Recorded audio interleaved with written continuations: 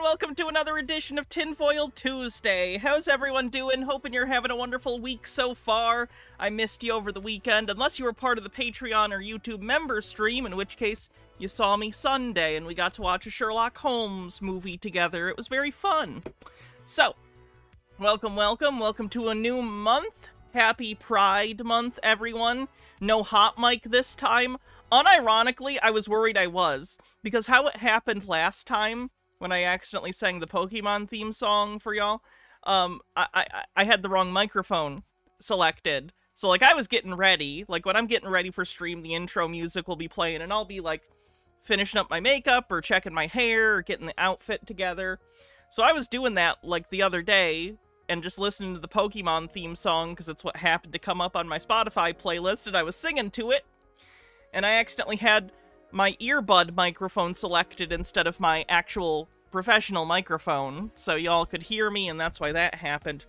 Today, I was cutting up cheese while I was, like, getting ready, and I was kind of mumbling a song to myself I was making up, because I was cutting up cheese. What else was I supposed to be doing? And I thought to myself, oh god, am I on stream? So that's good. Traumatized myself with that hot mic. I'm gonna be worried about that for the rest of my life. So welcome everyone. We are doing Tinfoil today. We are going to play bingo, so if you'd like to play Tinfoil Tuesday bingo, make sure you get the card.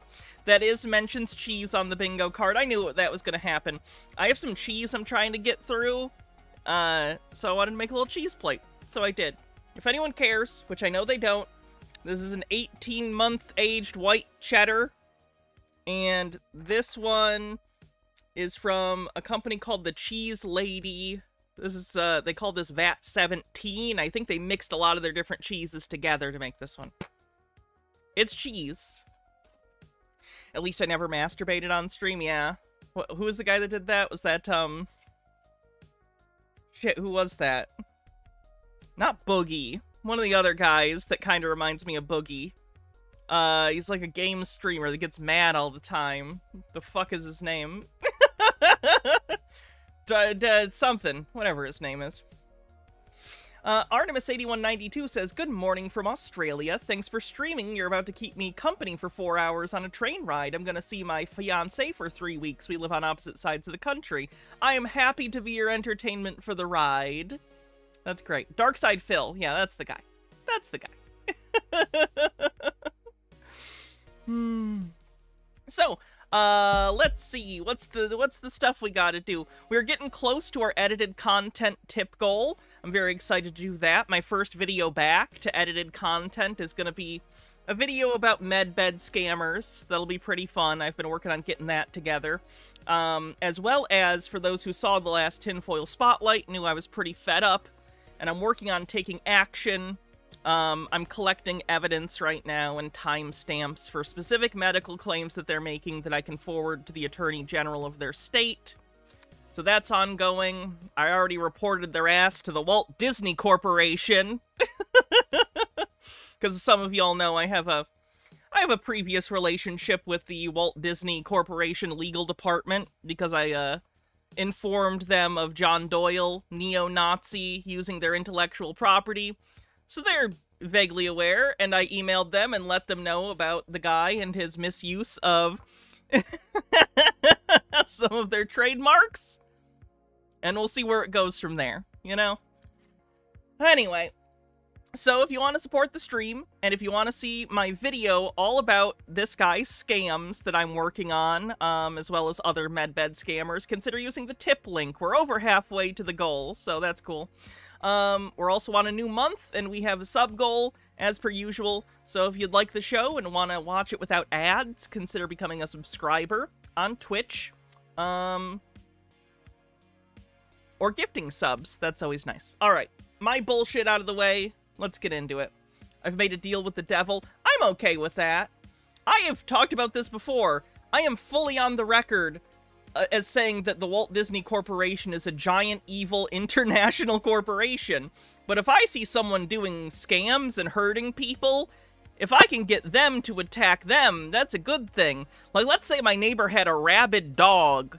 Like, I'm not gonna be best friends with the rabid dog, but, like, if a murderer or something is walking down the street, I might run through that yard in the hopes that the rabid dog focuses on them. You know what I mean? It's not a perfect analogy, but you get what I'm saying. Disney's my Boo Radley! We did it. Okay, there we go. Disney's Boo Radley. Except that he's not misunderstood. He's actually a dick. I don't know. Anyway, so yeah, we have Tinfoil today. It should be good. Lots of stuff to look at.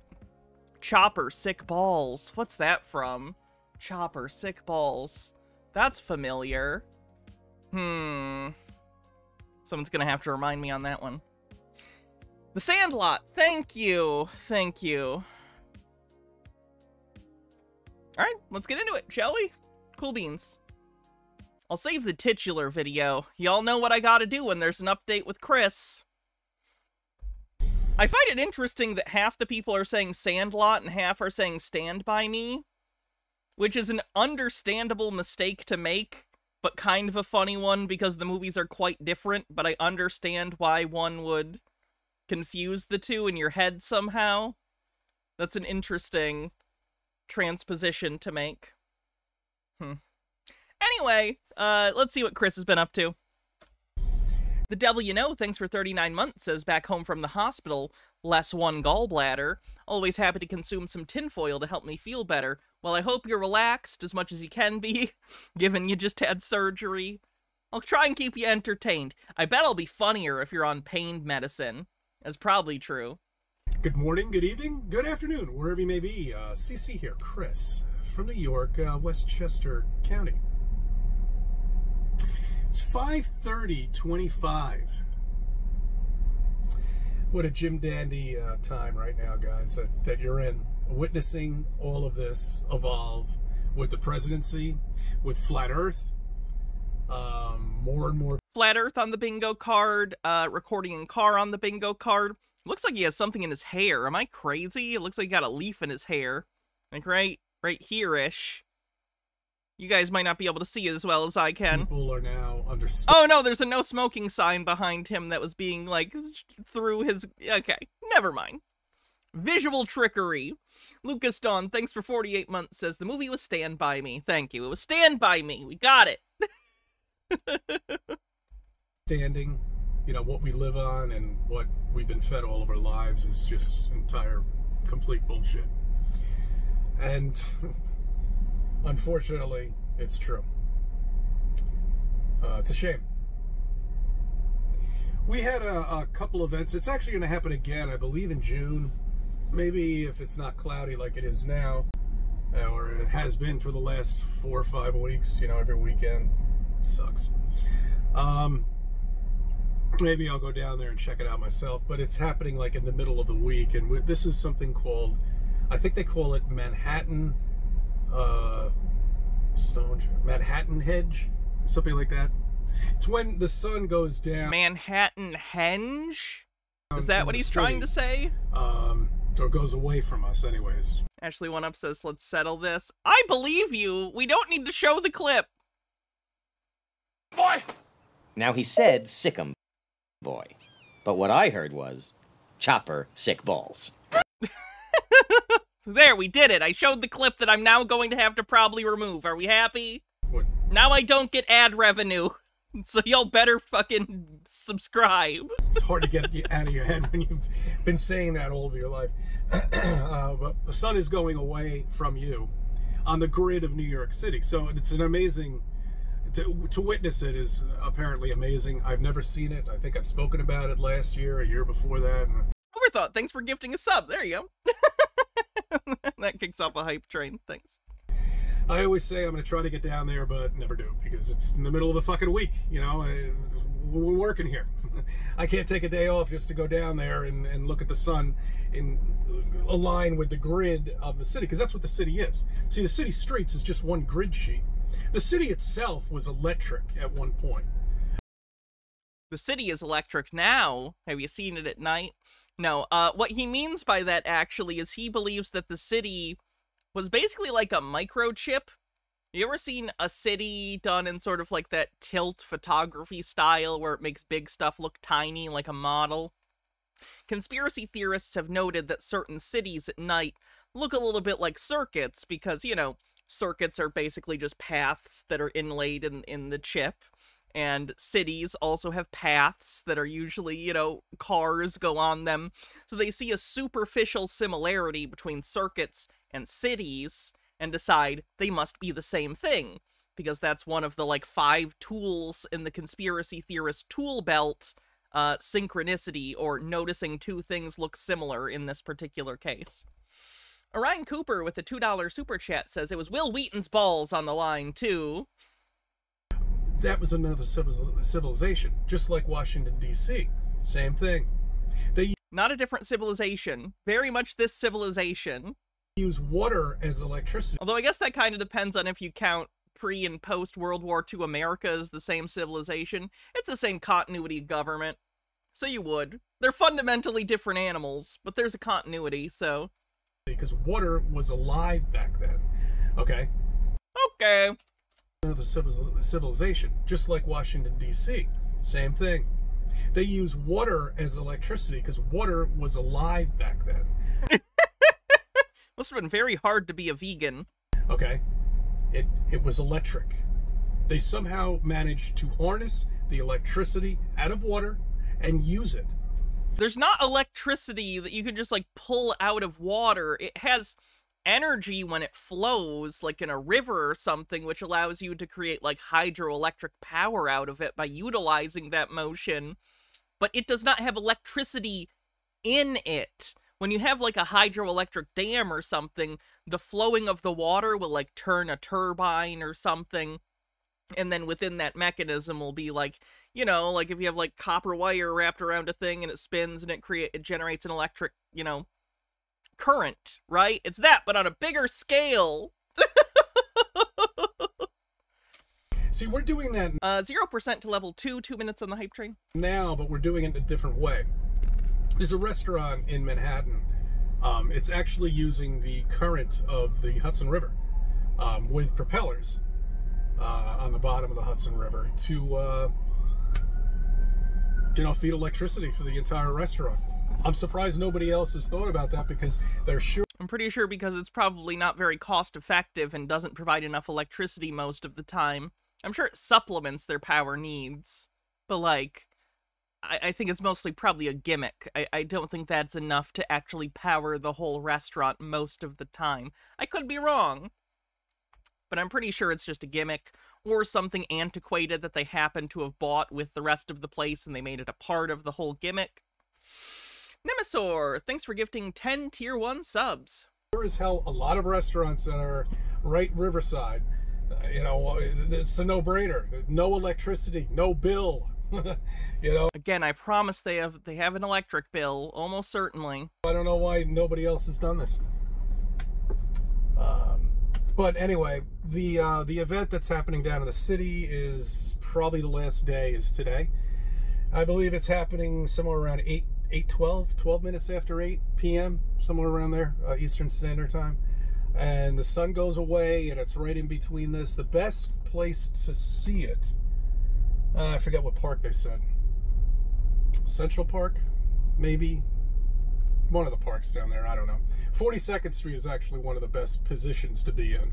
But you know how there's going to be thousands of people down there. They're going to block the roads off, and the cops are going to come by. I like that he said the same park that I would say if I tried to sound like I knew about New York. I don't know, which park? Central.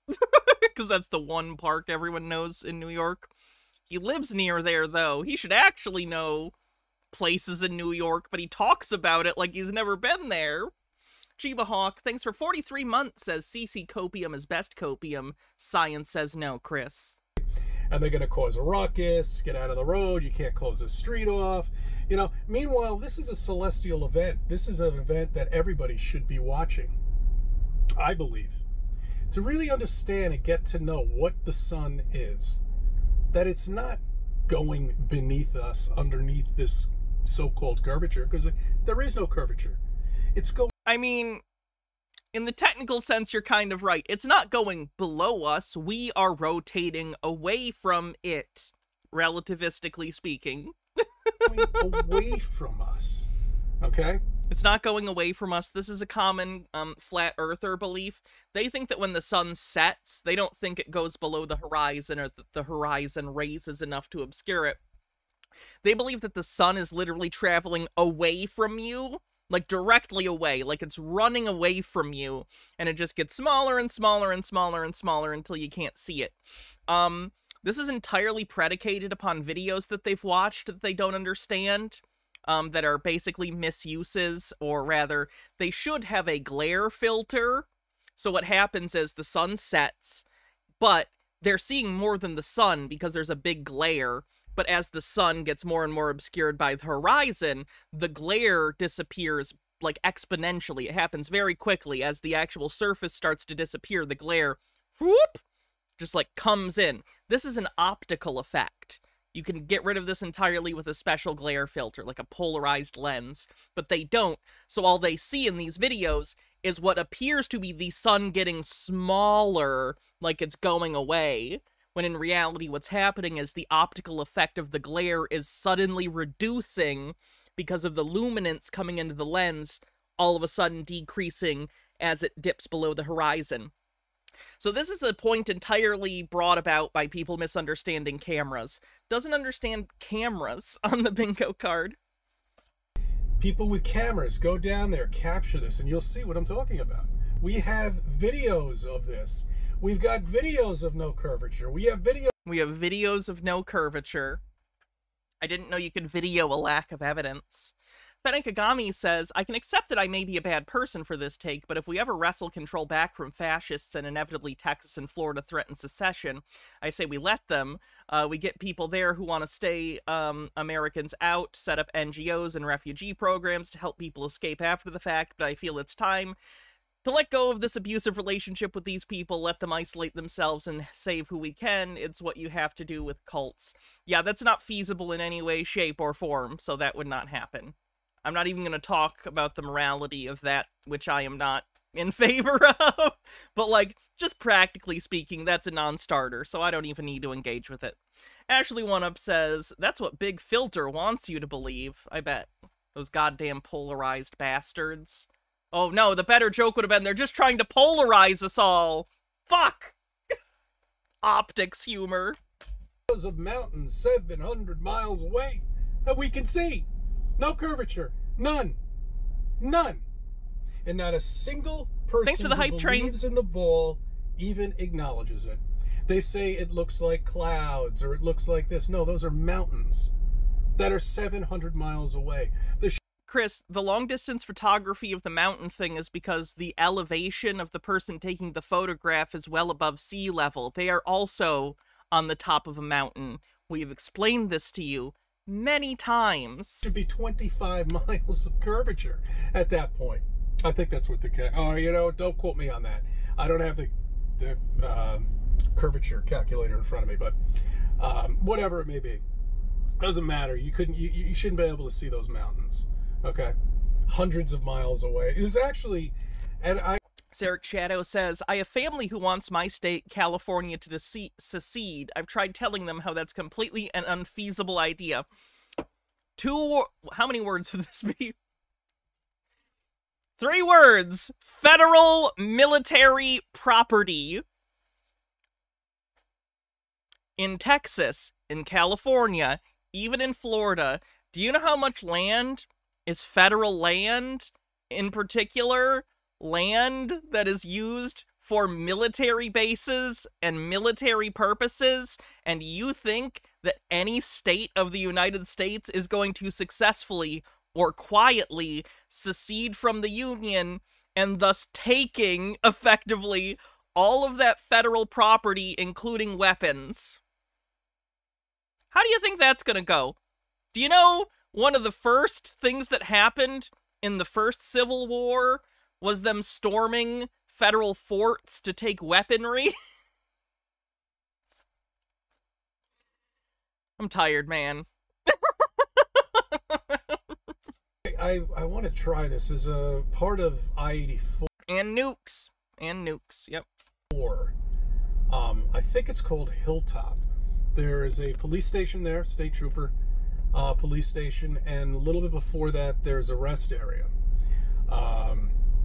Now, we pass by this sometimes on our travel, and right there, if you look to your right-hand side, depending if you're going east or west, whatever way you're going, if you look where the mountains are, those are the Catskill Mountains. And I haven't been able to figure out how many miles exactly it is. I don't think it's more than 150 miles, I would say, from there. Catskill Mountains up there. But I'd like to figure that out one time. The only problem is I can't take pictures of it because you have to stand on the shoulder of the highway to photograph this.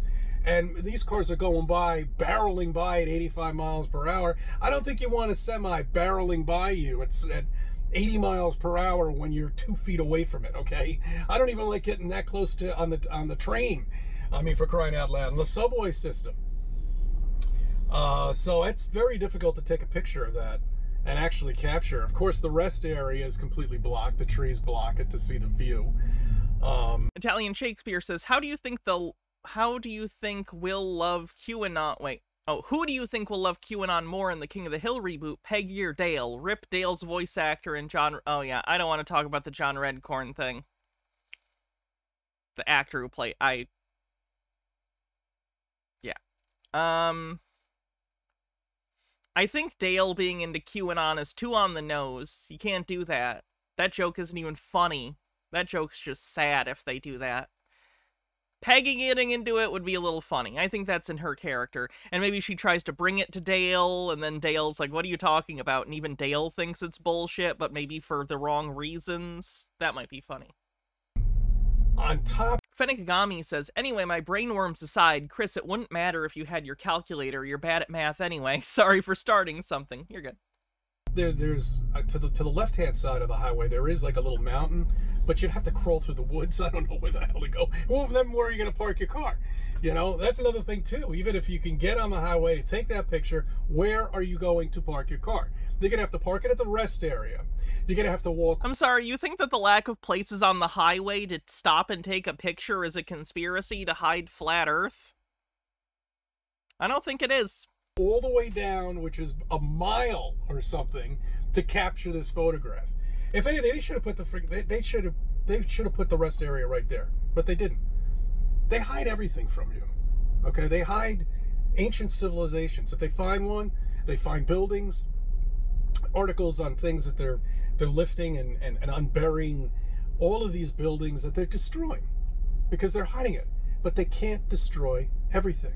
Okay, they can't hide everything. Okay, they can't hide the sun.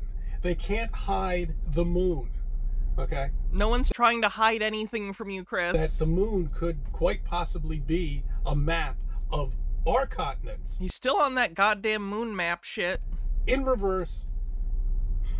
That's how mirrors work. They can't hide that. They can't hide the sky. That is one thing they can't do. They're very good at hiding stuff on the ground here.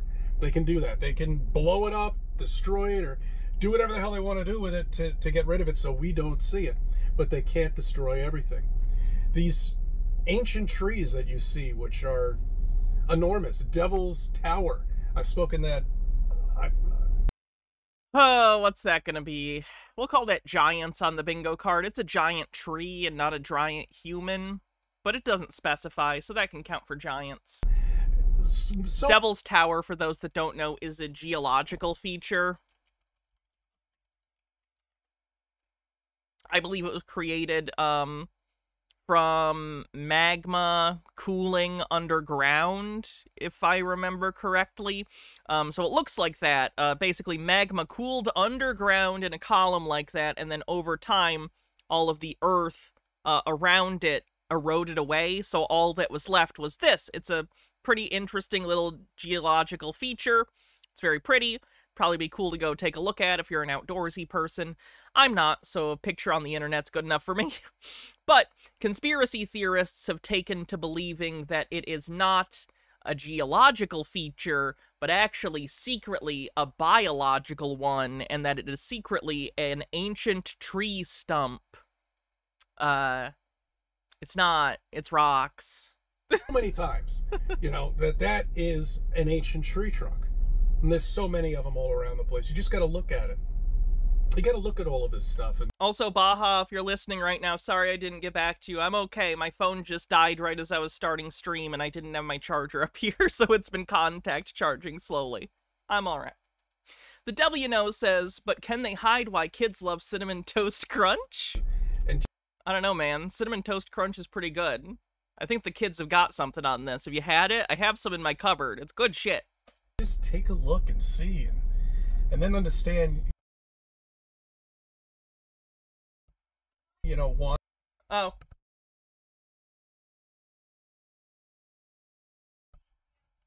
Chitara says, Peggy, Dale, you will not believe what I've found out. There's white hat whistleblowers within the government called Q. He's revealed all sorts of truths, and I'm gonna stop you right there, Peg, because you're right. I don't believe it. What? But Dale, this seems like your kind of thing you'd talk about. Pfft. You think anyone who works with the government tells the truth? Poor gullible Peggy. Why they would do something like this, you know, and then everything will connect at that point, and then you'll understand. It's volcanic obtuberance, essentially earth puke. Obtuberance is a great word. You know, and then you'll accept it. You know, I mean, it's just, that's the way it is. And sure, you're gonna have people that are gonna be trolling you. It's no big deal. Who cares? Let them believe what the hell they want to believe. I could care less. You know, you couldn't care less. You couldn't care less. If you could care less, you care somewhat. You care somewhat. You care somewhat. You couldn't care less.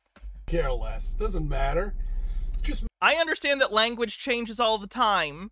I'm okay with that. This is the one thing I am not okay with, because it is literally the opposite of what it means. It's the opposite of what it means. Think about the words coming out of your mouth. I could care less. Okay, so you care. So you care. You could care less. You fucking people. matters what you are going to do with this information. You know, how you're going to treat this information, and where are you going to go with it.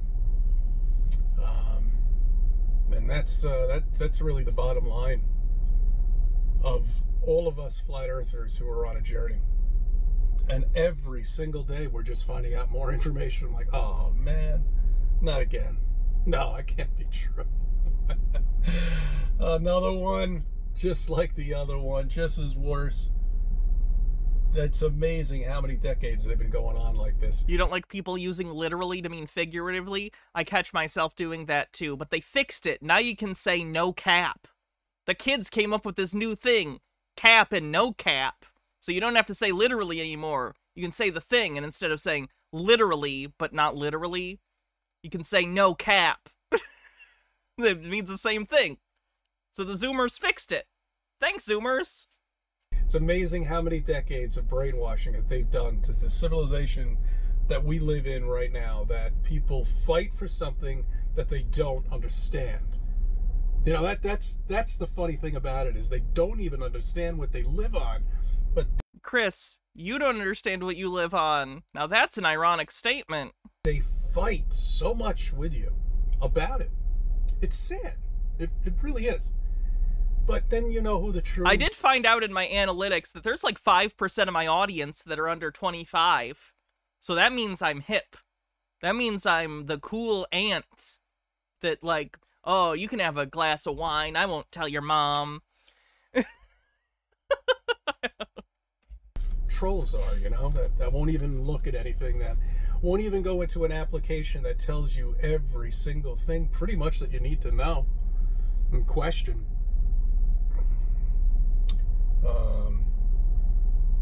Somebody gave me a heads up, you know. Don't give children wine? What?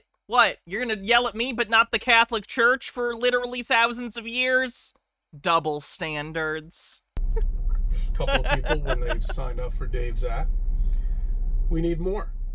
We want more people to join. I'm sure Chris would love for you to join, because if you join, especially using his, like, whatever link or whatever, I think he gets money, so... Dave's app. Check it out. Take a look at it. All the questions that you have, basic questions, are right there. at your fingertips.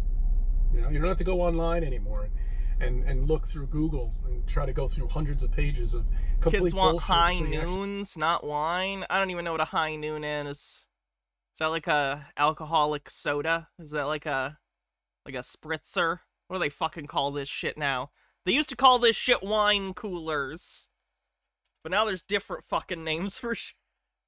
Ashley One Up says, literally did mean figuratively at one point. Now, when someone says ain't, great. Oh! From Adam Ruins Everything. I can't play that. I'll get copyrighted. Because that's copyrighted. Find something. I mean, technically every creative work is copyrighted, but like, they will take my money. They will take my money. That's actually going to answer one of your fucking questions. You know?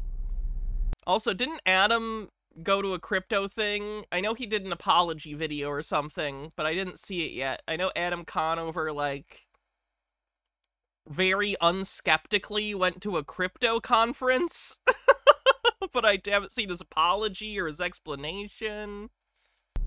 It's all, that's gone. You know, you can go on that app and you can find everything that you need.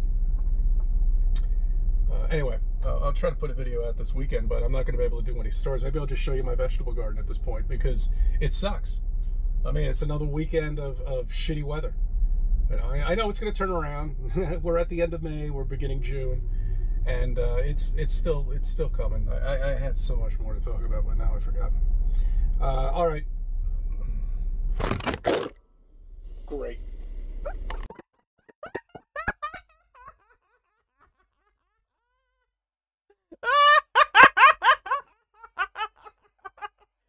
Did he drop that into his Coca-Cola?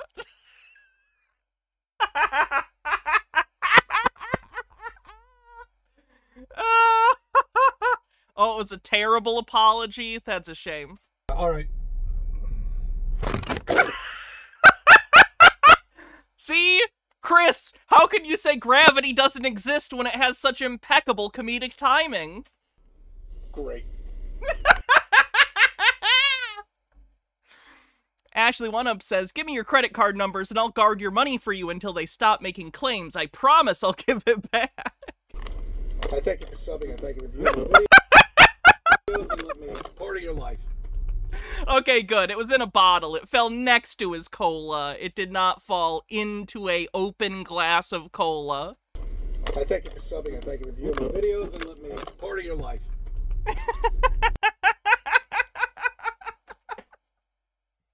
That was pretty good. That was pretty good. Talon says, do churches in the U.S. replace the wine with something else when they give the Eucharist to minors? I got real wine at my first confirmation, although they gave us white wine, which doesn't look like blood. It depends very much on the church and the denomination. For instance, there are Christian churches that don't even do wine for the sacrament for adults because they believe that drinking even wine for the sacrament is a sin. So it really depends. For instance, when I grew up, my grandparents were Lutherans, so when I went to a Lutheran church and they did communion, it was just grape juice. So, like, Catholics are more traditional about it, and I believe for them it needs to be wine. They have Eucharist wine. It's very low alcohol content, is my understanding. But even children will get the Eucharist wine, though it is in very small quantities. And it is allowed because it is for religious purposes. Fenigami says, his explanation was that he thought he could be too smart at the crypto eyeball thing, but he ended up letting himself be used, and that it was one of the stupidest things he ever did, and everyone has every right to be mad at him. I'd have to see it then, because that sounds like an apology, but other people are saying it's a terrible apology. I don't know. It's whatever.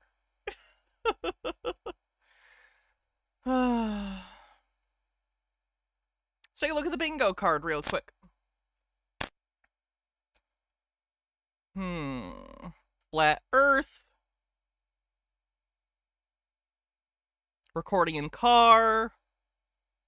Hannah mentions cheese.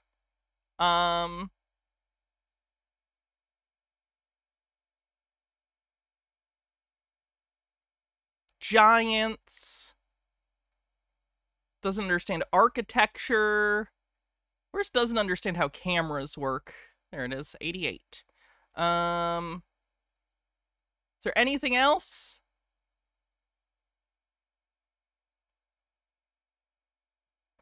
Harold Elbleman says watered down Manischewitz in my Episcopal school. Mountain was a tree. We did have that. Where is that one? Oh no, we have this mountain tree was a human. I don't think we just have this mountain was a tree, do we? We may have at some point, but I don't know if we do now. Which is why I did under giants, because it was a giant tree, which I accept for giants. I think that's it. Oh, it is number 1. Wow, that never gets picked. Okay. Mountain was a giant tree. Okay, then we don't need giants. Take off giants. I apologize. That's my fault because we have a specific one for giant trees. I said giants because I didn't think we had this one anymore. I apologize very much. And we did have Hannah mentions cheese because I am eating cheese. True. I did not die of laughter. That was not enough to count. You would know, Orion Cooper. I always say that, but then people ask when it's not. I would be... Dies of laughter has happened before. I am inconsolable. I am unreachable. I will be tears in my eyes. I'm telling you. You don't even know. I know it when I feel it. Anyway. Alright, let's take a look at the video that I made the title of this one. The guy that believes that Abraham... Oh, wait. Real quick. Let's do this one. This is only 3 minutes. Can't blame me for this one. She's Australian. So suck this, Aussies. Okay, quick question. Might sound dumb, but is the moon even real? Yes. Yep. I've woken up in a pickle. And maybe I just need more coffee. I don't know, but I am tripping out. The sun is up. And the moon is up.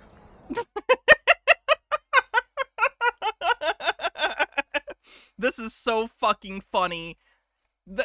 I think the fact that she can't figure this out is incredible evidence against intuitive thinkers and how dog shit their modalities of understanding the world are.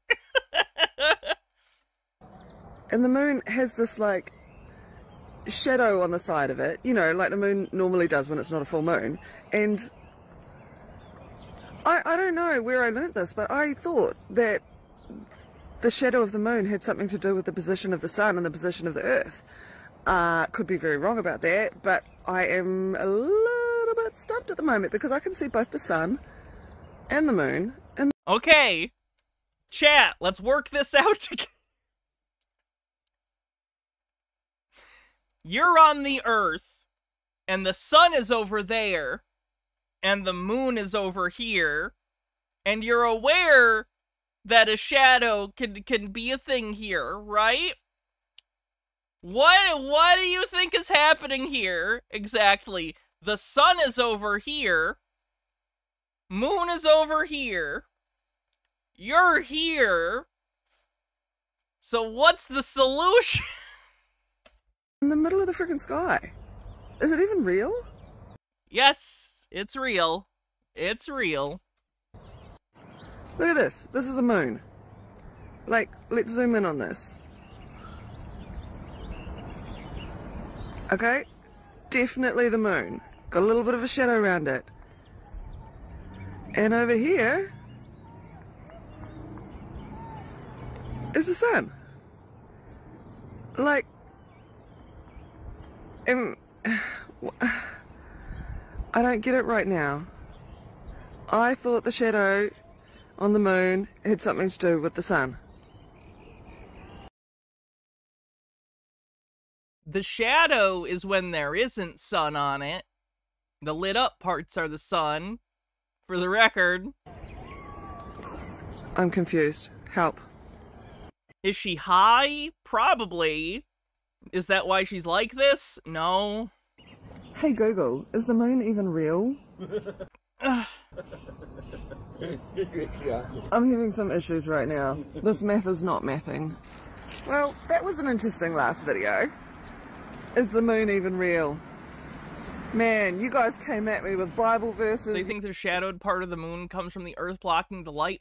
Are they making a, like, are they in their head thinking of eclipses? Are they thinking of eclipses? YouTube clips. Frickin' someone told me the moon is actually a jellyfish.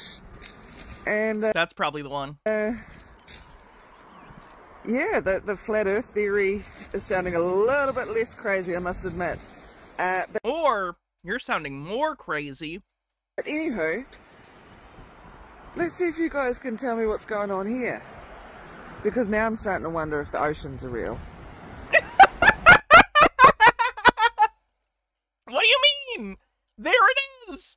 Case closed! We don't need Columbo to come in and one more thing! There's the ocean! It's there!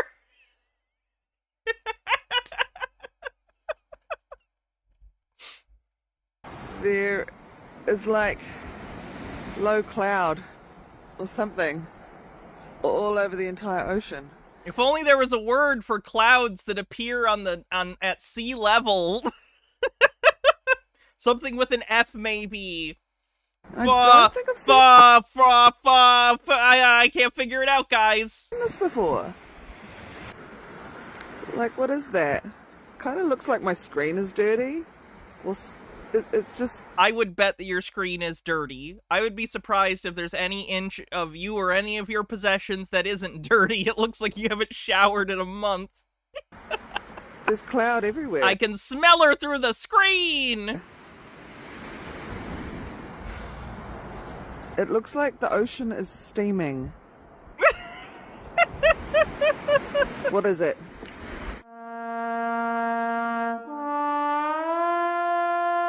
I'll always take a look at this footage. Fuck yeah, Melier.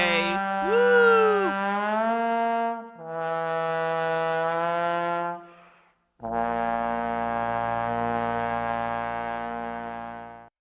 I love that.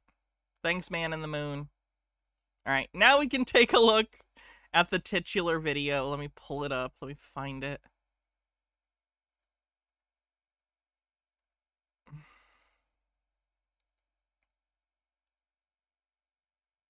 Where did it go?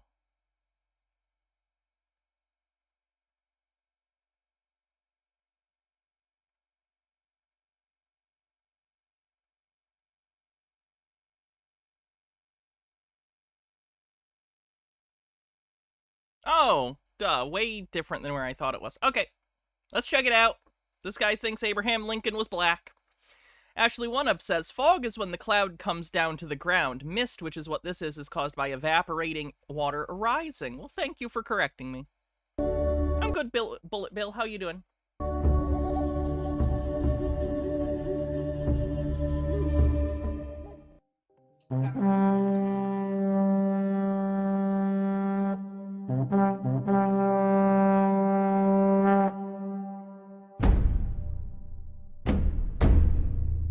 This is the guy that thinks America was the Holy Land, by the way. I think we've shown him before.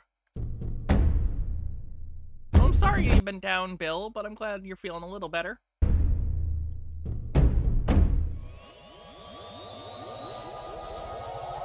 Uses AI on the bingo card. No, he's not Mormon. I'm pretty sure he's a black Israelite. The rise of the Amaru Khans. Yeah, I've shown you videos from him before because I showed you this because I think this is hilarious. This is like something you would make up in like a D&D campaign set in like a post-apocalyptic United States where they've lost like history and they'd be like, ah yes, this was the land of the Amaru Khans.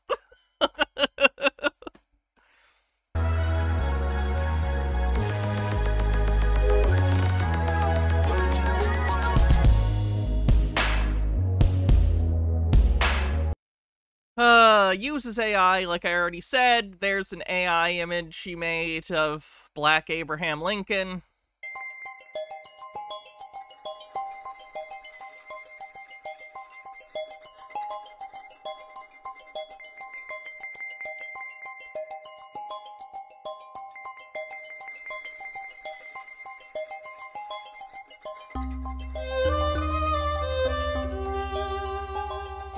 Did they believe in the E plebnista? It's my favorite Kirk speech. Fun fact.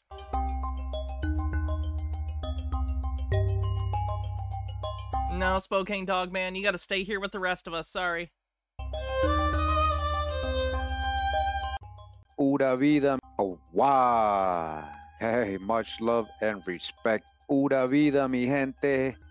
What's going on? Thank you for tuning in once again. I appreciate you guys making the time to be here. Today we're just gonna add some icing in the cake. Does it count as blackface? No, because this isn't a white person putting on blackface like Bing Crosby did for Holiday Inn, in which he dressed as Black Lincoln. Hold on.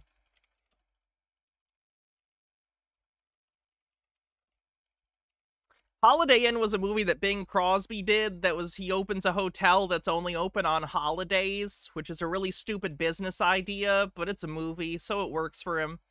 And basically there's a bunch of song numbers, each one themed after a different holiday. Famously, I think White Christmas came out of that. I'm dreaming of a white Christmas.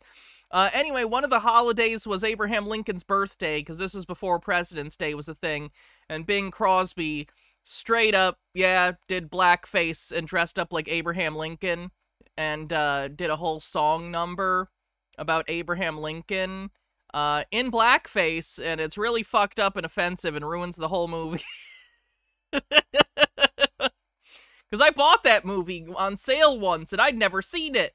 And I was like, oh, this is kind of cute. Why have I never heard about that? Oh my god! And then I realized why I've never heard of it at length. We mean is, we already know Abraham Lincoln was a so-called black man. Do I own it on 4K? Yeah. Or... Oh, Hannah mentions Blu-ray. I mentioned it first before that question. I said I owned it, so yeah. Negro or colored person. Is Lincoln canonically black in that? No! No! It was just racist. It was just them doing a blackface bit. It was just blackface as a joke. Because that's what that's what people were doing, unfortunately. It was not supposed to be they actually thought Lincoln was black. It was supposed to be a joke. It was supposed to be, ha, he's black Abraham Lincoln. But blackface. It was an offensive joke. Anyway. Person. Okay. So this is just some more references. What's the funny part? The racism. Do I need to explain that people historically and even contemporaneously find racial character to be funny because they're ignorant and laugh at other people's differences or perceived differences? Was it tasteful blackface? No, there's no such thing. I know you're making a joke. I know that's an Always Sunny line, but... Just to that. Lincoln was not black. Correct. Yes. Do you know what day that it's Tinfoil Day? Yes, I'm not making this claim. We're gonna add, and we're gonna remind people of some of the previous videos and information we've shared about Abraham Lincoln. Today we're gonna go ahead, before I begin, by giving a shout out to Kirkland. Kirkland 88. Yeah, that's his name on Telegram. And this will be, I guess, part one of the Kirkland files. You know, he's contributed a lot of pretty good sources to me in his own little personal investigation, and he shared a lot. And I told him, hey, you've shared so much with me. I'm gonna have to create a whole Kirkland file series, right? So that was cool, man. You know, so might as well start that right now. He had some references to Abraham Lincoln that he wanted me to be aware of, which oh yeah, the number I found sus too. Two of them, yeah, were new references to add more proof of what people were saying about what Abraham Lincoln looked like. Okay, so shout out again to Kirkland 88. This is the Kirkland Files.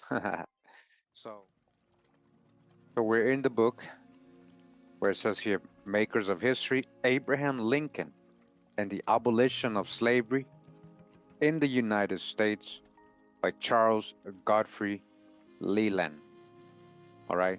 Nerdy says, I'm gonna guess he's not offered great sources. Oh, it's stupider than that. The sources he uses, he misinterprets terribly, which I'll explain as we get through it. And this is from 1879. So we go to page 182 of this book. And they're talking about some local fairs and also the World Fair expositions.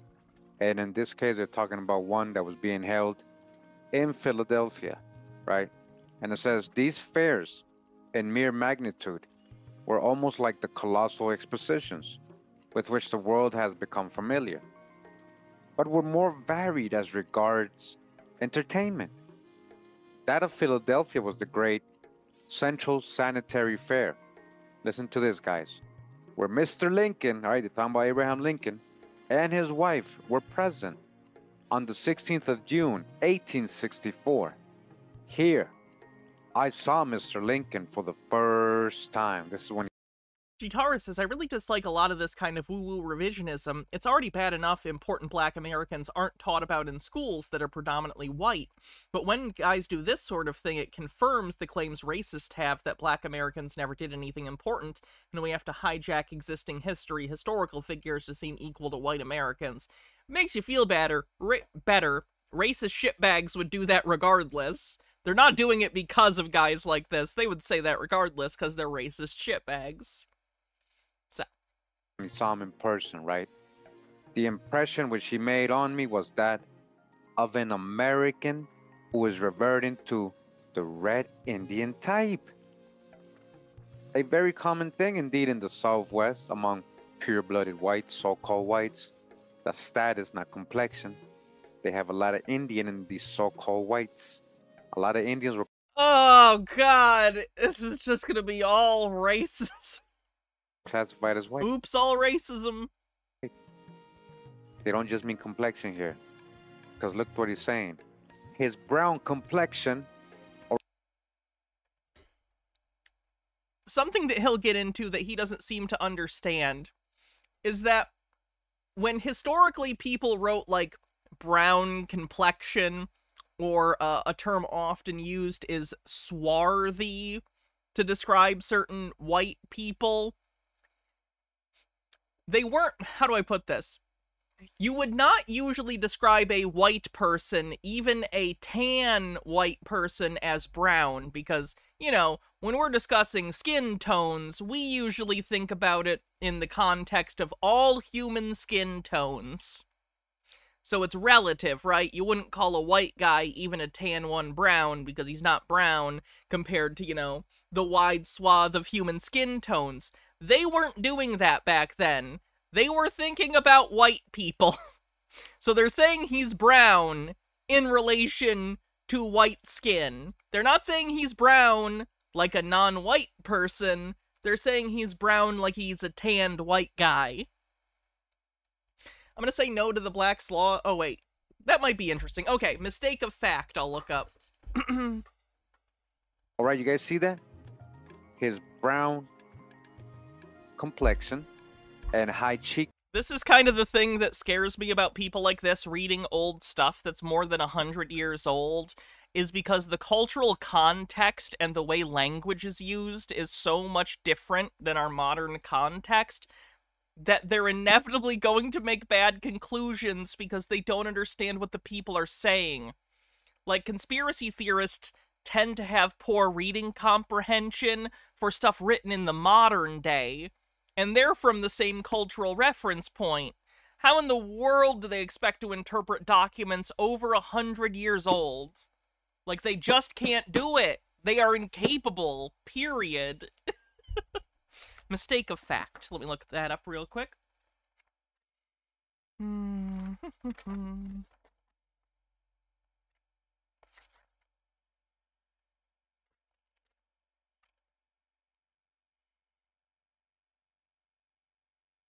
Almost there. Sorry.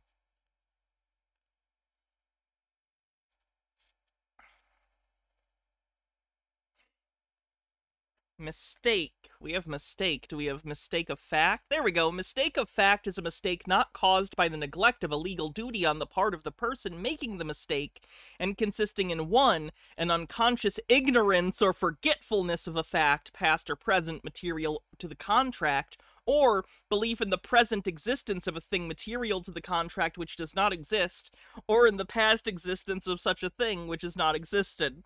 So it's a mistake caused by ignorance, it's a mistake caused by a lack of knowledge. Basically, you're just wrong. Funny. Bones. They're talking about Abraham Lincoln looking like a red Indian type or American copper colored type. His brown complexion and high cheekbones were very Indian. Were very... Okay, maybe let's not do phrenology. Can we not? Answer amazing. Thanks for 35 months. Says, howdy, Hannah. How goes it? I am growing boobs, so that's nice. Hell yeah, boobs are fun. Indian. Letting you know he had some Indian in him, Abraham Lincoln. And no, they're not saying that. They're not saying he's literally related to indigenous people in any way. They're making a trite comparison about how he looks on a superficial level in a very racist, old-timey way. Not only that, they're contributing the brown complexion. Someone says, Lincoln had Marfan syndrome, accounting for his cheekbones. I know that that's been hypothesized. I don't know if there's like a objective statement that he did, is there? But I do believe people think that. Not because historians. I could be wrong. Mixed with some African, but because he's an Indian. Brown complexion and high cheekbones were very Indian. The brown complexion is very Indian. You guys paying attention? Baha says, this reminds me of how in the Odyssey, the ocean is described as looking of wine, not because it was red, but because it was a dark color. Yeah, when you're yes, that's a really good example, yes. And like the Indian chiefs, he soon proved that he had the gift of oratory when he addressed the multitudes in these words, right? So it's a long speech. You know, you guys can go ahead and get that if you like. Find the book. I just wanted to show you guys that. What are they telling you? Primary source, a person who actually saw Lincoln in person. He looked almost like, you know, red Indian type. He got brown complexion, high cheekbones. Very Indian. Very Indian, huh? Jesus Christ. Fennikagami says, isn't there some kind of similar confusion over the word Jewish that black Israelites typed when they cite old slave documents? I'm actually not familiar with that, so I have no idea. Brown complexion, swarthy, huh? This reminds I'm not super familiar with the beliefs of black Israelites. Like, I know it's a thing, and I want to do, like, a spotlight on it at some point. But I don't know about all their mythology. Me of another video that I got. It's this video right here, which I have a little description of Lincoln. I also added some giant information, some newspapers on giants. So look at, and they use the word swarthy here too. No one historically would have described this person as swarthy. That's not what the word means. Like, how do I put this? They weren't calling black people swarthy. They had much less nice words to describe black people because it was history. Like, they didn't call black people swarthy. That was a word for, like, people we would consider white. Black people had basically slurs that were used to describe to them. Like, any words that they would be described as, I cannot say and would not wish to say because they are now considered slurs because of the way they were used. Like, holy shit, how can you not fucking understand this? Mixed it up kind of in this video, but it's called Abraham Lincoln, swarthy as an Indian. Don't we have actual photos of Lincoln? We do. Hold on.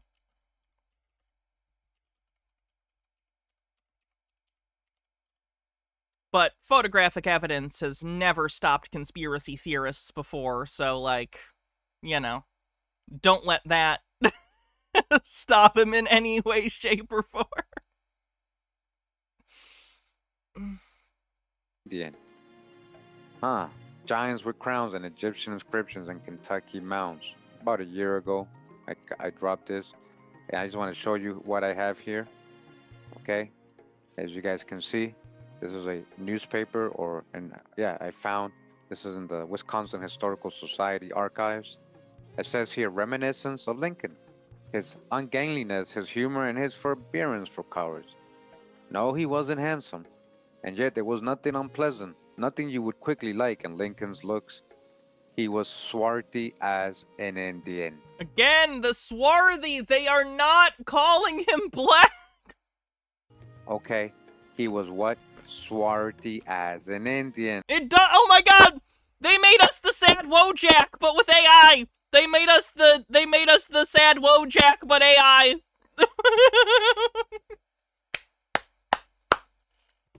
Well, at least I know people have criticized him for this before, so that's good.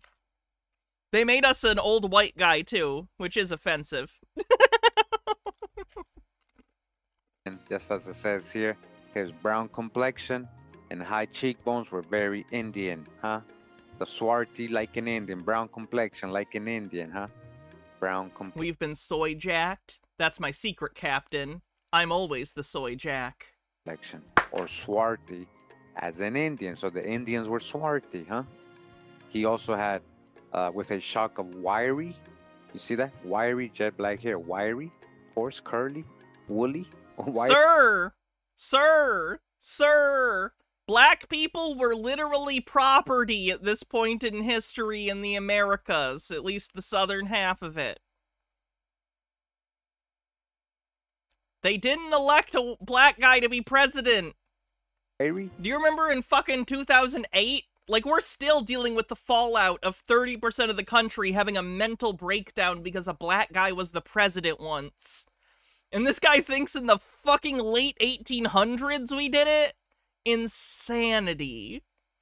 Fennikagami says, apparently the old slave documents, African slaves are sometimes referred to as either, quote, Jews or Hebrews, not sure which, and that's one of the primary evidences black Israelites use to claim black people are the real Jews. Were they doing it as a euphemism for slaves because of, the biblical association of Hebrews and slavery in Egypt, in the Bible? I don't know that to be the case. That would be my first assumption.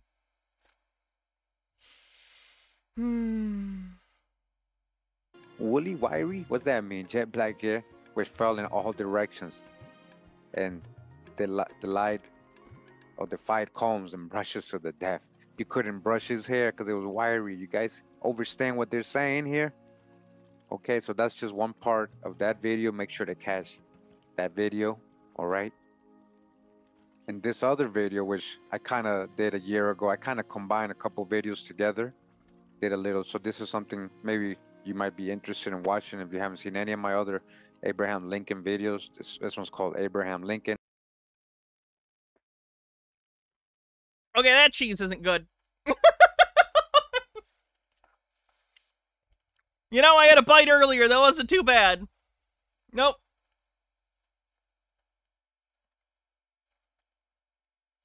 That one in particular was cheese that was in the fridge when the power went out. Thought it was fine. Not fine. Got a little bit of cheese in my hair. And that's the risk we all take. Hashtag so swarty. More and more of the same. Basically, I was showing that there's more references to him being so-called black, dark-skinned, swarty, dark complexion, okay? In this part of the video, I'm reading this book, Abraham Lincoln and Constitutional Government by Bartow. There's literally a photo of him right there! Look at him! Come on! How can you say that he's right there! You literally scrolled past him! He's pasty! Freyline says, maybe someone said it earlier, but if Lincoln was black or in any way looked like a person of color of any type, the Confederacy would have never shut up about it. They would have been insufferable about it. Yeah. Crazy. Moira Soma says, black Israelites call Jewish people Jewish. They think they aren't real Jews. They are, quote, Jewish. They think Jewish people stole their identity. I said by that logic, aren't Swedish people Swedish, but Swede-ish? Who are they trying to fool? Aren't they really from Sweden? But black Israelites are crazy. From what I've seen, they are. That's for fucking sure. Government by Bartow Ulrich. This part of the book, it says, there he stood, overtopping by several inches all of those surrounding him. Although measuring something over 6 feet, myself I had when standing quite near him, to throw my head backward in order to look into his eyes. That swarthy face, so-called black. Swarthy means so-called black, dark-skinned person. A Negro person will be called swarthy too, not just a tan.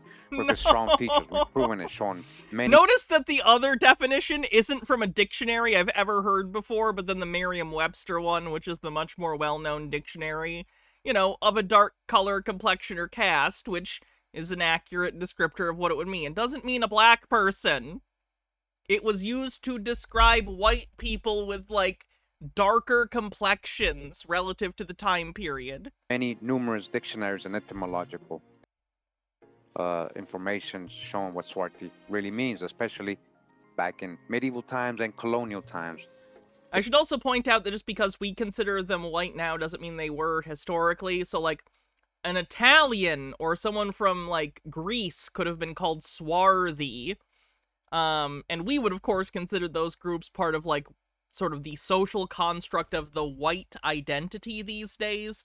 But in the mid-1800s, especially, like, white Anglo-American Protestants wouldn't necessarily see an Italian or someone from Greece as white. You know what I mean? So, I wanted to be clear in the way I'm using these words here. I am saying based on our social, like, view of, quote, race, these are groups we would consider white these days, but back in the day, they wouldn't have necessarily considered them so, but they weren't black, right? They were of other ethnic groups, generally. Lincoln, of course, was not. Lincoln wasn't of a different ethnic group, but he is nonetheless being described as swarthy because he was tan in these particular instances. Its deep furrows and its benignant melancholy eyes is now familiar to every American, all right? The swarthy face of Abraham Lincoln. And this other video... Jay's a proxy with a 220 stream streak says 780 to go. Let's say he was black. Why did it take the country nearly 150 years later to elect a second black president? Right here, a lot shorter, 30 minutes. Oh, I like this version because it kind of looks like a yassified, like fan comic version of Lincoln, where like maybe he's gonna like I don't even know what would he be doing? Going on some sort of adventure. Also, the hat looks like it goes up to end in a witch's hat. It doesn't look like it ends in, like, a what's the word? What's the kind of hat he had? What the fuck is that called? Stovepipe hat? Question mark? Gets to the point with a lot of sources that we've gone over in old videos, just putting it more detailed, more quicker, shorter video. It says here, primary sources and his own autobiography prove Abraham Lincoln was a black man or Negro, right? You know, funny that no one ever mentioned that. So I think they would have, because that would be incredibly historically relevant if it was. Did change the cover a little bit, so this drawing is now like a real, what it looks like a real person, so like a real... No kidding, you don't say. Like a real looking black Abraham Lincoln. That's the only difference, in case you don't recognize it, but again, it's called... If you haven't gotten it yet, the entire evidence, as far as he's concerned, is he was described as swarthy, and that's it. That's the entire evidence. Freyline says, the craziest thing I've seen the black Israelites preach in D.C. is that they had a white nationalist come out and preach with them about how white and black people should be segregated. Yeah, a lot of ethno-nationalist groups, ironically, get along. Kind of funny. Isn't it? Primary sources and his own autobiography prove Abraham Lincoln was a black man or Negro, okay? Here in the book, Life of Abraham Lincoln, being a biography of his life from his birth to his assassination, also a record of his ancestors and a collection of anecdotes attributed to Lincoln, and it keeps going, right? Trevor of House Belmont says, AI slop is content, but you have a choice as to whether you profile it. This has been a public service. True! I try to avoid complete AI slop content that's just that, but at this point, it's impossible to not have where at least they use some sort of image or something. Like, I cannot explain this to you thoroughly enough. Every conspiracy theorist loves AI. Like, even ones that, like, say they hate AI because they're afraid of it, use AI pictures and video constantly. Like, I don't know how to articulate what I even want to say. I have never seen, so far, a demographic... Nope. Not even as a joke. I know you're making a joke about that South Park episode. Honestly, the fact that it's a South Park joke didn't do you any favors either, so don't do that. I'm not a fan of South Park. Fuck, now I lost my train of thought. Okay, I don't know where I was going. Oh, I guess I was going to say, I have not seen any demographic suck up and love AI content more than conspiracy theorists. It actually concerns me a lot, because, like, this is my conspiracy theory, and it's when people in charge of, like, you know, tech companies realize, oh, fuck, this bubble's about to pop.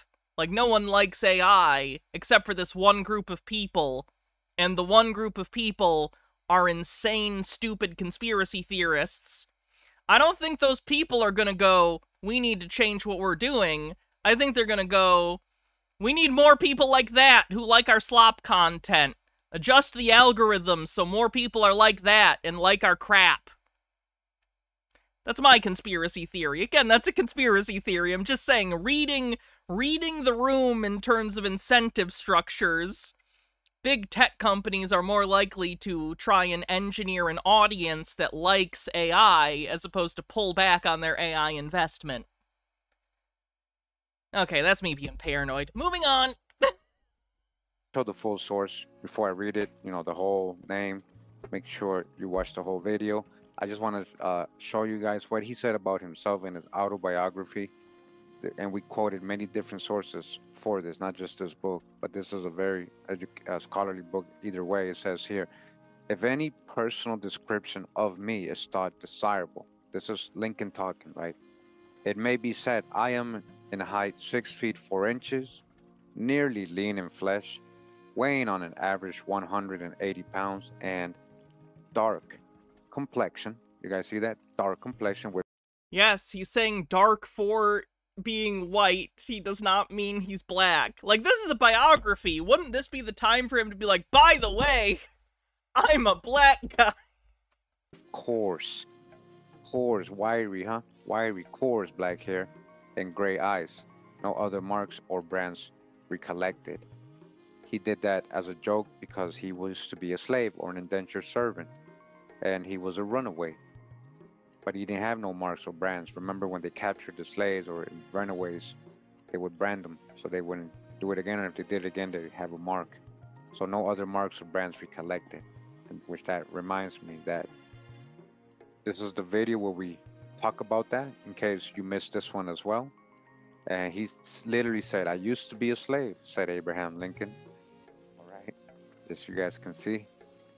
I used to be a slave. The first time Abraham Lincoln spoke openly about his origins was the year he assumed his new identity as a Republican.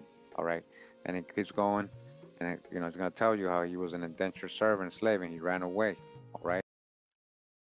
Indentured servitude was a thing that happened to white people too, historically. Chattel slavery in the United States was the thing that was, like, black people. White people could also be indentured servants. Holy Input, thanks for gifting a sub. Okay. And I want to actually show you that I actually showed the original in this video, issued by the Americanization Department, Veterans of Foreign Wars of the United States. All right, this is his official biography right here. This is where we're getting that description right here, where he's saying dark complexion with coarse black hair. This is Abraham Lincoln's writing. Yeah, indentured servitude wasn't even close to chattel slavery in terms of the conditions. Also, you got let out at some point. Indentured servitude, the idea was you could owe someone something, and so that you would have to work for them for free for a certain amount of years or time, right? But eventually you would be released. And, like, you weren't considered a non-human being. You were a human that was in indentured servitude, so you didn't have all the rights of other people, necessarily. But, like, you were a human being. You were not considered chattel. You were not considered an animal that was owned in that same way. You were considered someone who had a contract with someone. Now, don't get me wrong, I still think indentured servitude's a fucked up thing, that it shouldn't exist, but, like, the level of difference between that and chattel slavery is huge. So, telling people I am dark complexion with coarse black hair. So there was a trend, actually, and I show them in my very first Abraham Lincoln video, where a lot of people will call him the N-word, right, or Negro or anything or something like that. And I actually have a new reference, a new reference. Just a peach with a tip says dark compilated means dark eyes and hair when talking too about white, even in books written as late as the 90s. Coarse hair would be curly or dry. Again, shout out to Kirkland, where they're actually referring to that most of the South was, you know, referring to him, even people in the North referring to him as a Negro. If anyone was doing that, it was a derogatory statement by trying to disown him from the white race. Basically, they were calling him a race traitor if they did do that. It wouldn't surprise me. They were using that as an insult, basically, because at least at some point during the Civil War, like when the Emancipation Proclamation came, like he kind of put a line in the sand and said, here's an ideological thing we're fighting for beyond, you know, just the secession thing. Like, this is bullshit. Not as eloquent as the particular proclamation itself, but you know what I mean. Grow, right? Or the N-word. Here in the Library of Congress, we have... I love the Library of Congress. A digital newspaper that was scanned. It's from the Manchester Journal. Actually, journal, right? Volume 4, 1861, on page 2. And we go to this part of the article on page 2 where it says, it is represented that generally believed that it was the design of the northern people who were called abolitionists in the selection of both president and vice president from that section, that as soon as the power was fully in their hands to emancipate and set free all the slaves, and for that purpose had chosen a Negro or one who had Negro blood as president.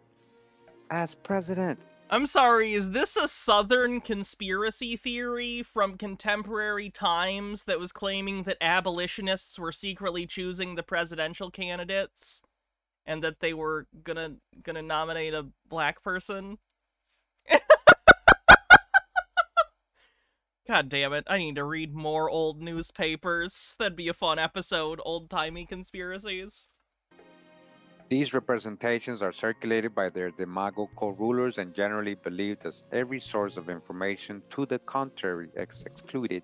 I heard a man of more than common information, wealth and standing in society, observe and speaking of them. Is that the one drop thing? It could be. It could be. Differences exist in between the North and South that he should not care anything about it, meaning that he should not oppose the North if they had not chosen a Negro president, all right, or one that had Negro blood, and that he could not bear to live under a Negro president, all right, under a Negro. This is what people are saying. So the writer is saying, I think maybe things aren't crazier now. Maybe we just hear about crazy a lot more. Maybe everyone was just this stupid historically. Ashley One Up says, ye old Hannah stands on her soapbox and cries, the South thinks the president is black. What nincompoops! I think that's what he's saying, that this is false. Other stories equally false. Alright, next week we're doing an interview with John Brown. See you guys later! And I may add, ridiculous are generally circulated and believed as they cannot be contradicted. So I don't know if he means that one, but he literally quoting people. This is what I'm saying. I've shown you references of that. I just got one more reference to show you from, again, my original video on Lincoln. So this is, again, from my original Lincoln video, which I guess 5 years ago. This says here, 89,000 views. All right, it says the truth about Abraham Lincoln, the runaway indentured serving colored man. So, you know, I kind of got a lot of the stuff that I... Is he literally going to say pennies are brown, therefore? Added to the other newer videos, the original stuff here, but just wanted to show you, again, references. So here in this part of the video, we read from this book, Abraham Lincoln, A Life, Volume 1 by Michael Burlingame. As for the choice of Lincoln, when nominating a rail splitter for the presidency, they were really resolved that they saw the N-word. You see that? In the fence. The Illinois State Register claimed that if Lincoln won, we shall have the, right, N-word at the polls, the N-word on our juries, the N word in the legislature. Yeah, they're saying that he's gonna lead to black people having rights. They're not calling him the N-word here. They're saying that Lincoln will lead to racial slurs at the polls, on juries. This is very in line with the ideology espoused in the posts, like, decades after the Civil War. Shit, give me a sec.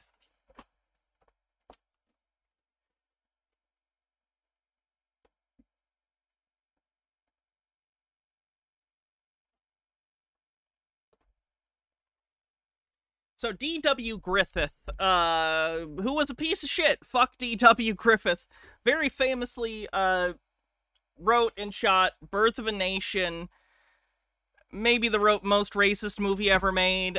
It depends on how you it depends on how you measure it, I guess.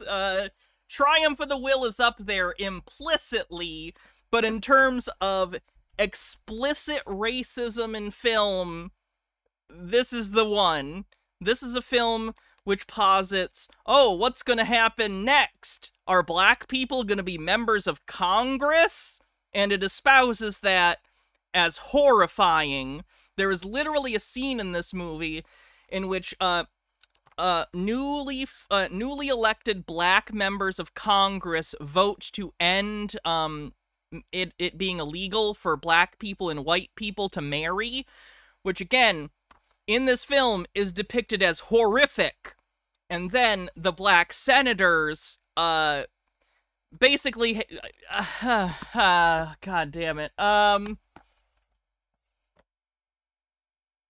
me just put it this way. Black people are treated as movie monsters in this movie, and a big part of this movie is literally a black character being treated like a monster, kidnapping a white woman to have his way with her. Does that give you an idea? The thing he is reading right now is a bunch of racist white people espousing their fears based on racial insecurities. Their fear was that, oh my god, black people being treated as human beings equal to ourselves. What's next? Them getting the right to vote? Them being potential politicians? What? Them being equal to me? They're being racist here. They're racist shitbags. Yes, I should point out it's a white actor in blackface. All the black people in Birth of a Nation are white people in blackface. It's a lot. Are there good bonus features on the Blu-ray? Oh yeah, that's the whole reason to get the Blu-ray, because the movie... I always feel... I know you guys know me, but I do feel the need to say this. I find that movies like this, the vast majority of people have no reason to ever watch them. They just don't need to see it. I'm not saying they shouldn't see it, but they don't normally have a reason. The reason I own it is because I have an incredible interest in historical film and history, and I think all of you are aware enough that I am able to watch something and analyze it and recognize it for being a piece of shit. For the same reason I own Leni Riefenstahl's Triumph of the Will. The commentaries on these are really interesting and give you incredible historical insight into the horrifying worldviews and historical context in which people wrote these stories. So, yeah, there's a lot of decent special features on these. I'm trying to figure out where all the commentaries are listed.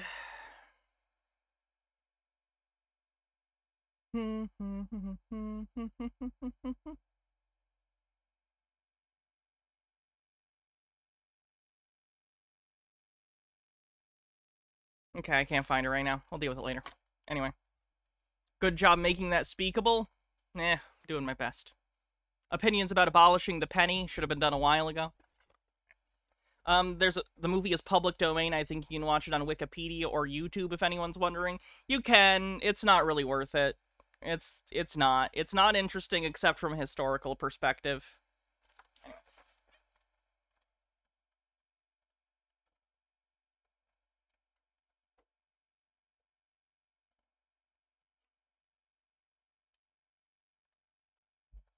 And whenever I mention one of the horrifying racist films I own, for counterpoint, I always have to bring up good things that you can invest in if you don't want to just look at horrifying, awful things in history. Kino Lorber also put out, in conjunction with the Library of Congress, Pioneers of African American Cinema, which includes dozens and dozens of short films and what were considered for the time feature-length films written and directed by black filmmakers with black casts. These did not generally receive, I shouldn't even say generally, these did not receive wide releases upon their release. They were released in small theaters, black theaters, and it's incredible that many of these were saved, because so many films are lost, and those were films that were deemed historically relevant. You know, white films is what I'm trying to say. So the fact that we have many of these is incredible and beautiful. They also recently put out the Oscar Micheaux collection, which Oscar Micheaux is probably the most famous early black filmmaker, and they were able to put all of his stuff. Some of it's also on early black American cinema, but they got all of it here on this too, which is great. If you like that, there's a documentary on HBO about Oscar Micheaux, if you want to learn more about him. Okay.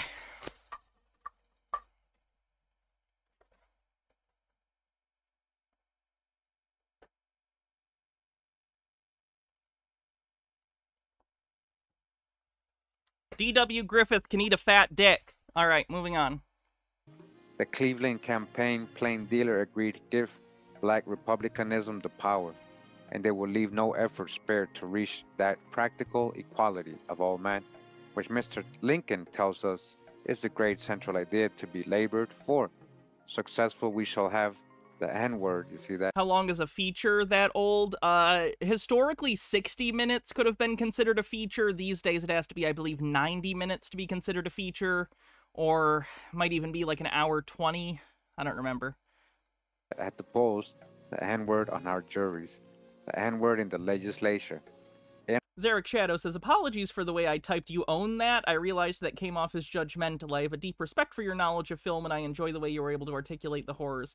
No, it's fine. I'm always insecure about it, because, like, I feel weird about it, too. It's like anything. Like, I imagine anyone who owns Mein Kampf feels similar. Like, even if you're a staunch anti-fascist or anti-racist, having pieces of media or material that espouse such terrible beliefs, I think you should have kind of, like, conflicted feelings about. I'm not saying we shouldn't investigate and look at these things to understand them, but I think it's probably a good thing to feel a little icky about it. I think that tells you your own moral compass is still functioning to some level, you know? Anyway. In our public offices and with political power, it is but one step with those who think with them to concede them that social position which will realize the central idea of a common. A lot of old movies were made using stock that was deteriorated. Some movies were burned to recover the silver in them. They were also explosive. I don't know if people know that. A reason we're missing most silent films. For those that don't know, we are missing most silent films, and we'll just never get them ever. Because the film stock that they filmed stuff on was not only flammable, but would just combust on its own, and then light everything around it on fire because they were, you know, stored all together. So a lot of the times, film repositories would just explode. And then there are more benign things like vinegar syndrome, in which the chemicals on the film will deteriorate and react over time and just get destroyed. So it's not always an explosion. It usually isn't, but yeah, film. There's a reason that film restoration is a really important thing.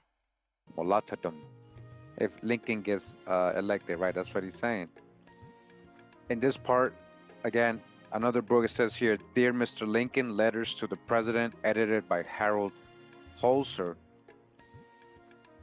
And this is what Mr. A.G. Frick wrote to Lincoln, okay? This is in 1861. It says, Sir, Mr. Abe Lincoln. I gotta read this, because this is so funny. Imagining a Southerner write this is so stupid. Sir, Mr. Abe Lincoln, if you don't resign, we're gonna put a spider in your dumpling and play the devil with you, you god almighty goddamn son of a bitch, you go to hell and bust my ass, suck my prick, and call my bollocks your Uncle Dick. Goddamn a fool! Goddamn Abe Lincoln, who would like you, goddamn you, excuse me for using such hard words with you, but you need it. You're nothing but a goddamn racial slur. Mr. A.G. Frick. I don't think ghosts are real, but if they are, out there in the ether, Mr. A.G. Frick, I want you to know, the only thing you're being remembered for is for being an illiterate, racist dipshit. Bust my ass, suck my prick, call my bollocks your Uncle Dick. That's a line. If you don't resign, we are going to put a spider in your dumpling and play the devil with you. God Almighty, goddamn subtle son of a, right? Go to hell and bust my ass, suck my. You hear? You see what's going on in 1861? All these bad words. Call my bollocks your uncle, and the D word. Goddamn fool and goddamn Abe Lincoln, who will like you. Goddamn you, excuse me for using such hard words with you, but you need it. You are nothing but a, look, goddamn, you see that? Black N-word. You see what he's calling Lincoln? Yes, he's using it insultingly because he's a racist and he thinks because Lincoln is like trying to fight with the rights of black people to not be enslaved in mind. They're calling him that. They're calling him a race traitor. It's like when idiots are like, what, you don't hate gay people? What are you, queer? Like, it's the same shit. It's the same myopic, close-minded bullshit that humans have had to deal with forever because our brains are absolute mush. Freyline says, if you're looking for a good content from black creativity, The Conjure Man Dies by Rudolph Fisher is the first African-American detective mystery. It's a lesser-known story from the golden age of mystery novels and would have made an amazing series if the author hadn't passed. All right, I'll check it out. Thank you.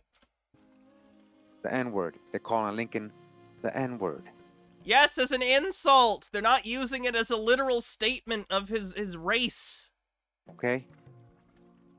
And just for the dismount real quick, again, in the same video, right? This is my old video. And again, I put it on some of the newer videos. Just a Peach says, it's the equivalent of calling someone gay when bullying them. Yeah, similar.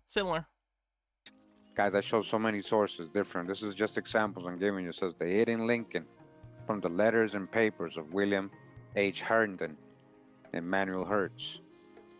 It says Mr. Lincoln's physical nature was comparatively low, coarse, and not fine and high. He seemed to have no blood in his frame. His flesh was dark. You see his skin, right? His flesh was dark, wrinkled, and folded. It looked dry and leathery, tough and everlasting. Okay? And another reference of it, and it says here, Giles C. Richardson says, my father came to Spencer County, Indiana. Altered Undying says, I think it's important to note that these things are not like now. We all know exactly what Trump looks like because we have TV. In 1828, Lincoln was tall and raw-boned at 18. When 16 years of age, he was 6 feet high. He was somewhat bony and raw, dark-skinned. He was quick and moved with energy. He never idled away his time, okay? Dark-skinned. All right, don't practice. They don't mean dark. They don't mean it that way. I don't know. Like, I don't know how to tell him they don't consider black people people. Like, how do you explain that to someone? Because it's a fucked up thing to have to explain. They don't think they need to explain they mean for white people, because to them, white people are the only people. They don't consider black people people, so when they say dark-skinned, they mean for a human being. They do not consider non-white people human beings, basically, is what's happening here.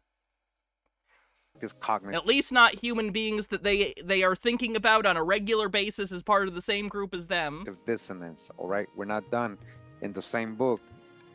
Okay, and another part of the book is saying, his organism and structure were loose and leathery. His body was well shrunk, cadaverous, and shriveled, having very dark skin. Very dark. We're not just talking about a tan guy. If they described a black person, they would just write N-words. Yeah, even, like, okay. Like, I told you guys I've been reading Tarzan recently. I've told you guys that.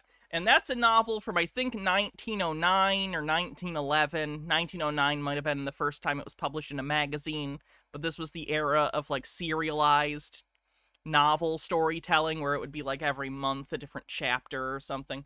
So I think its original publication was, like, 1906 or 1909, and then it was finally published as a full novel in, like, 1911. Anyway, Edgar Rice Burroughs, for his era, was actually a pretty not racist guy, believe it or not. Reading the book, you might be like, ugh, like I am, because it's full of Victorian notions about race that are, outdated and racist. But even then, decades after the Civil War, he was writing, quote, the blacks to describe black people. You know what I mean? Like, this guy does not have the context, I think, for how people wrote about this kind of thing historically, either in fiction or nonfiction, just how people were described. Like, historically, white authors would describe white people in detail, and then if you were a non-white person, you would just be described specifically as, quote, the blacks, or, quote, a black, or, quote, some other racially charged descriptor. They would not have said swarthy about a black person. They just would have made a descriptor that said they are of a different race. That is how they described people, because it was fucked up. This is a so-called black man, guys. Swarthy, brown. You guys saw the different ways he's being called the N-word. All right. Very dark skinned, dry and tough, wrinkled and lying somewhat. I'm sorry, you're right. The Edwardian era started in 1901, I believe. 1901 was the beginning of the Edwardian era. So, I'm sorry. I've been thinking about it because I've been reading a lot of Victorian novels, and Tarzan is Edwardian, but it's like the first part of the Edwardian, so in my head I flip it into Victorian. Sorry. Flabby folds, dark hair. In fairness, King Edward was like a holdover royal between Victoria and Elizabeth. He barely counts. The man looking woe-struck. Right, that's how they describe him. Lincoln, very dark. What, he was the king for what, 30, 40 years? That barely counts. Skin, okay? And we go back to the original source. The impression he gave was that he was of the American Red Indian type, very common indeed. His brown complexion and high cheekbones were very Indian. All right. Yeah, he said, I'm dark complexion with coarse hair. That's the Victorian era carried over into the teens socioculturally. That makes sense. There are no hard lines in history usually. It's usually gray areas like that. Autobiography. And then we just like post hoc taxonomy it. By the way, Broha, if you ever find a good copy of Tarzan, let me know. I've enjoyed it a lot, and I would like an actual copy of it. I know you are often looking for books, because that's the thing you do. Let me know if you find a good copy of Tarzan. He was swarthy as an Indian. Swarthy as an Indian. Very dark skin. Edward VII was from 1901 to 1910. Yeah, that's 9 years. That barely counts. Which Tarzan? The original Tarzan of the Apes. Very dark skin. Sometimes I've seen that also usually packaged the first 3, so either just the first book or if it's the first 3 novels, either or. And here I got another video where oh yeah, there's the racist Bing Crosby or Bob Hope. I don't remember. One of them. I'm showing. I have a whole family of collectors, huh? Yeah. Yep. Bing Crosby in 1942 portraying Abraham Lincoln as a black man. Not just doing blackface performance. He's literally... It's literally a blackface performance. He is just doing a blackface performance. The joke here happens to be it's blackface, but Abraham Lincoln. Representing Lincoln in this skit as a black man. Alright, check it out. You see? Holiday Inn, the movie, 1942. Bing Crosby as Abraham Lincoln. Okay? Any questions? Yeah, were you dropped on your head? All right, I'm going to end it there. Again, this hopefully... Project Gutenberg has Edgar Rice Burroughs books for free. I'm aware. I want a physical copy. Do I strike you as a digital copy person? For the new people. No offense, but I don't trust society. I don't want my books digitally. Where's my book gonna go if society collapses into the fucking ether? No. I want physical things. I cannot express this enough. You guys understand that you got a lot of research. Go back on the older videos. And a shout out to Kirkland for sharing those two sources. And although I will say Project Gutenberg is great when you want to read a book at work. Like at work, sometimes I can read a book if there's like nothing else going on. So sometimes I'll use Project Gutenberg to look up books at work and read them. Added it to our collection on the investigation. But what if all my films explode? Well, I'm surrounded by them at all times, so I'd go too, which is a hell of a way to go out. Appropriate. Of the real appearance of Abraham Lincoln. Truly, that's the only thematically satisfying end to my life, is in some way I'm smothered and destroyed by the media that I've surrounded myself with in order to ignore the great hole within me that exists because of my lack of interpersonal communication skills. It's smothering me or destroying me, as it is a maladaptive coping mechanism, would be thematically appropriate, which I know because I spend too much time watching movies. It all ties back in. Okay. Thank you for... Oh yeah, that was bad too. Bad. Bad.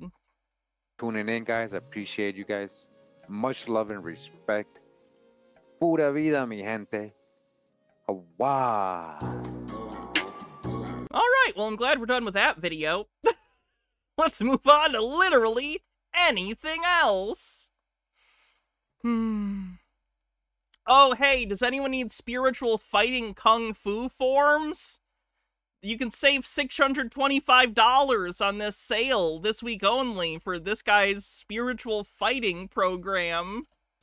Maoshan 5-element spirit fighting forms save $625 on sale. You save $625? How much is the program that $625 is the savings? How much is he charging for this? And by the way, I tried to look, but the website is unsecure, and I'm not clicking on that.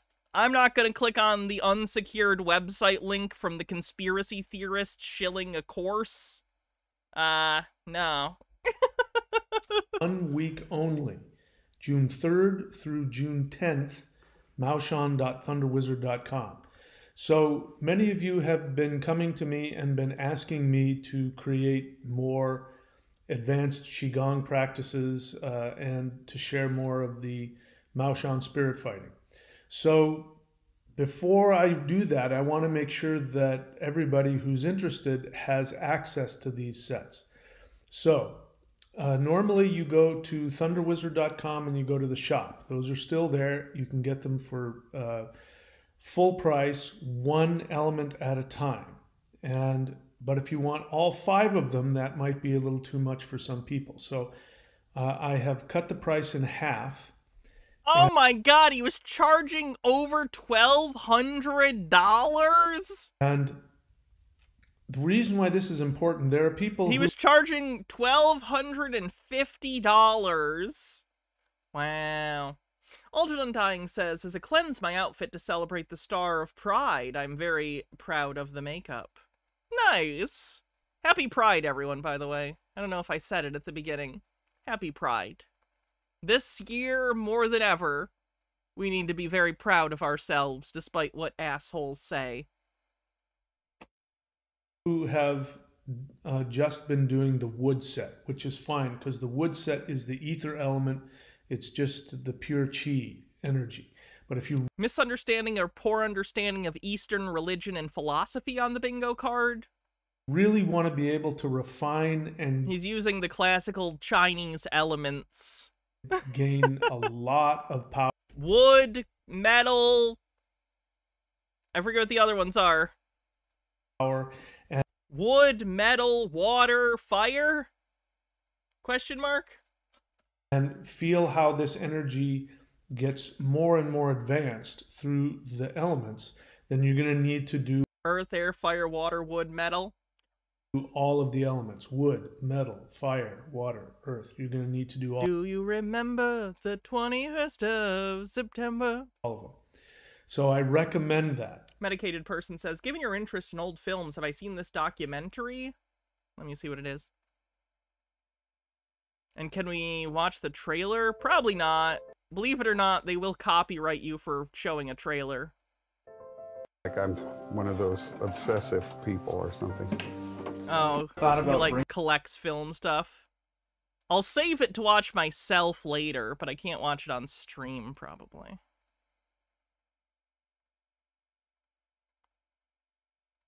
And so I have created this sale, which you... What is an element now? It's the classical Chinese elements. Like, the classical Western elements are like water, fire, earth, air.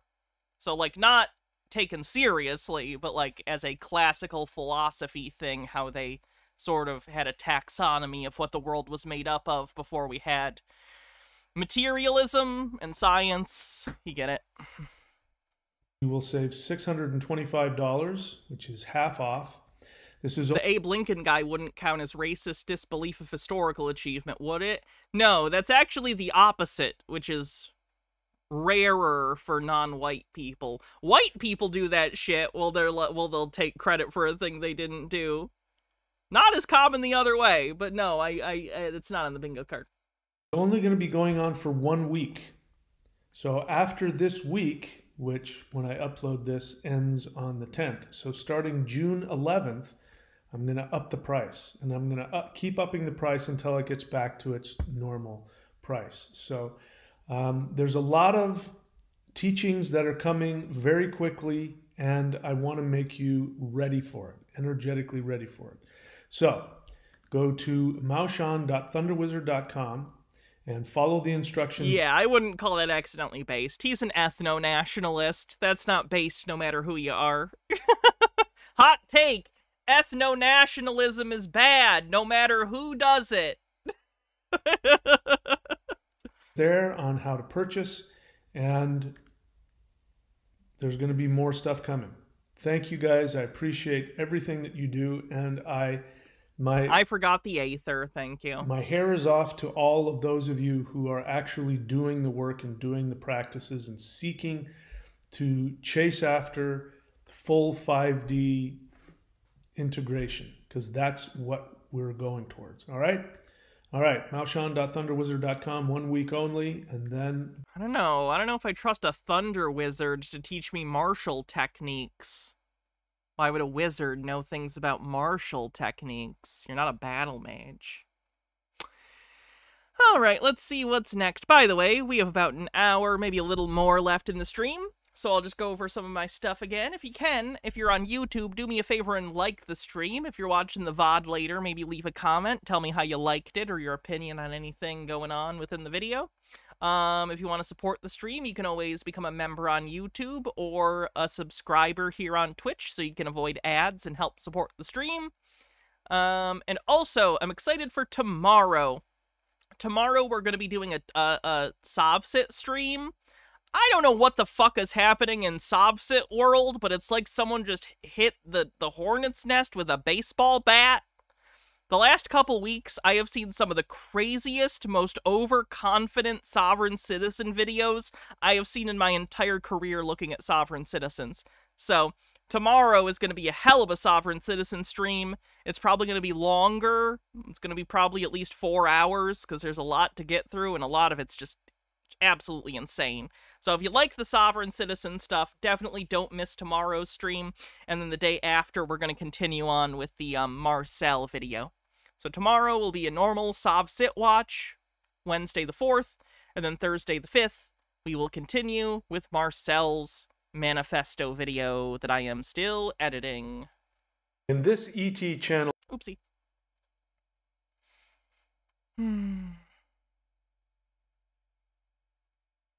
Oh, this one's kind of funny.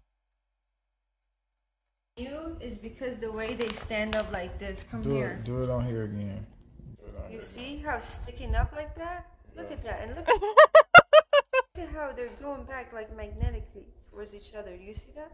They're moving. Oh shoot! Look at that! Oh my god! Okay, so I looked this up. First of all, I found the brand of this because my initial thought, stupidly, although it was an initial thought, I investigated it, it wasn't true. But my first thought was, is this just like really high in iron? And first of all, it is pretty high in iron. A tablespoon of this gives you 8% of your daily iron intake. But that's not what's causing this, as other people have already pointed out in the chat. This is caused, by static cling. This is static electricity. Things of certain consistencies, textures, dryness will basically have this, where it'll be very staticky and it'll make it look like this. It's not a conspiracy. It's literally just physics. It's just physics. And then it's all going on. No, it's not kratom. It's let me look it up. I know I found it. It's basically like a powder that's made up of a bunch of green stuff. Let me see what it was.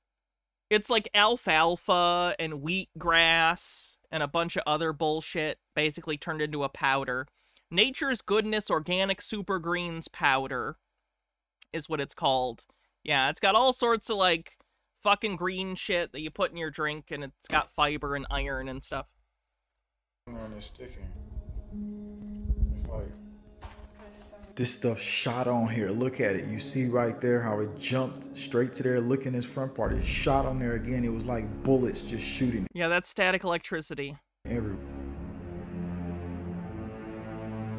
So I did a search to ask, was this actually normal? Green Guy with a $1 tip says, Hannah, fun fact, when I was in Europe in 2022, Finland Pride was in June, Germany was in July, Denmark and Sweden were August, so every place we went, Pride seemed to follow. That sounds fun.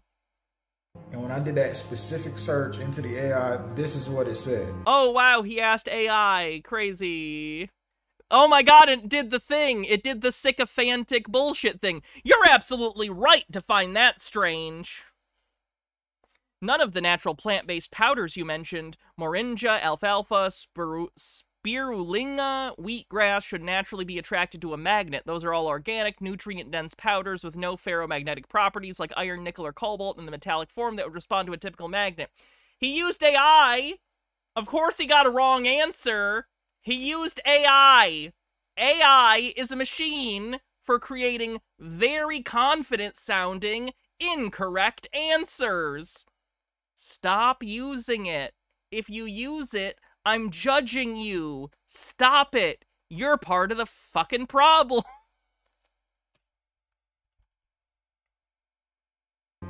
Do I remember this? What is it? No. I don't. I've never seen that show, I don't think. Whatever it is. Why are people using AI like Google? Because human beings are lazy idiots. Human beings, including me and you and everyone in chat, are lazy idiots. So when you give people tools to be lazier, stupider people, they'll jump at the chance. That's the answer.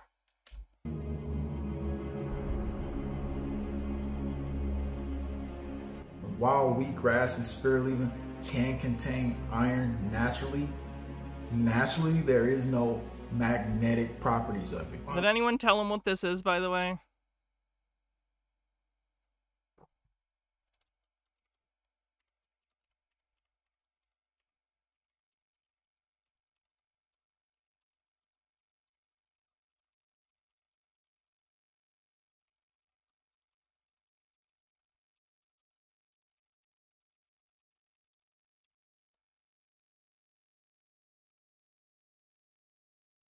Unless this happens. I'm in my era of leading little angry, impotent comments for conspiracy theorists. I know it does nothing, and it doesn't make me feel better, but I'm compelled.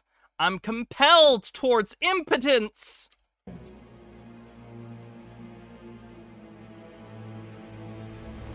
And lastly, something that I hope that it wasn't, and I don't know, but it could be this.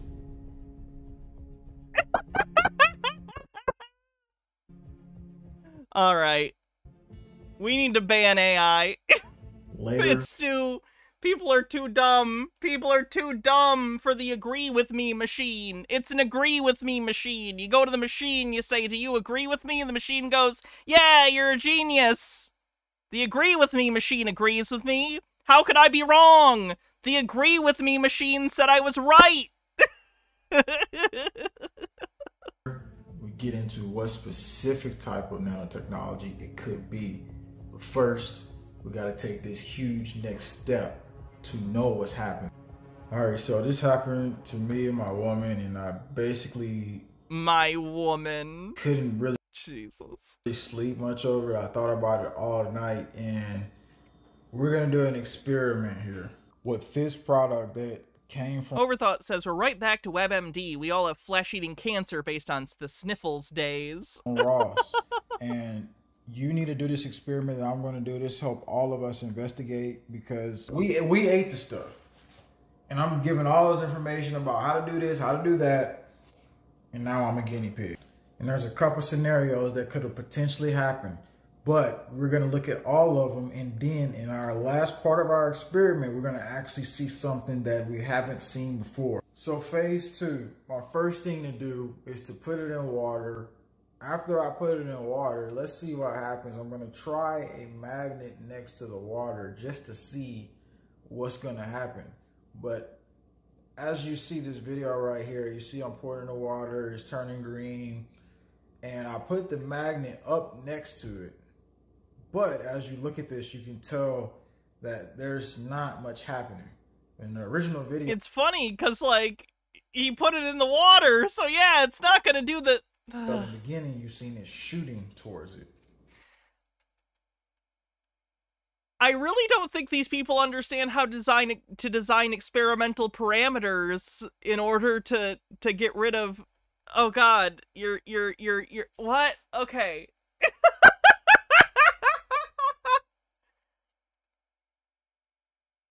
Like, this is a different scenario. This isn't in the bag. It's in water now.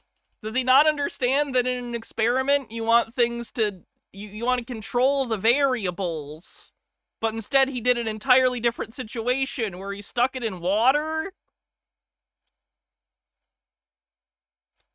Like, does he know you want like one independent variable if possible? Like, you might not be able to, but like you want as few independent variables in the system as possible.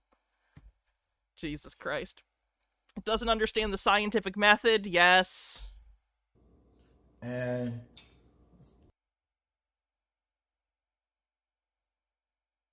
so phase 3 starts with this. Altered Undying says, basically, Hannah, the Jim Henson Hour did a special called Dog City. It was turned into a cartoon show, but they did it as animation. But they kept the Muppets as a framing segment, making the main character a writer and the supporting cast people who lived in his apartment building. Oh, weird.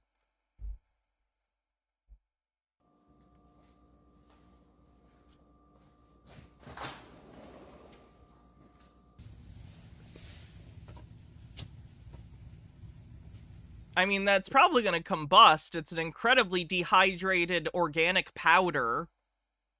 That's probably going to combust at least a little bit. It's going to smolder. You're going to just turn it into carbon. You're going to turn it into a pile of like burning carbon. It's plants.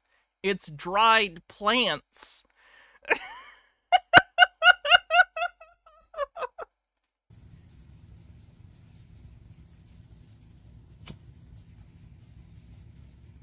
Lights a stick on fire. Oh my God, this stick is toxic. It's combustible.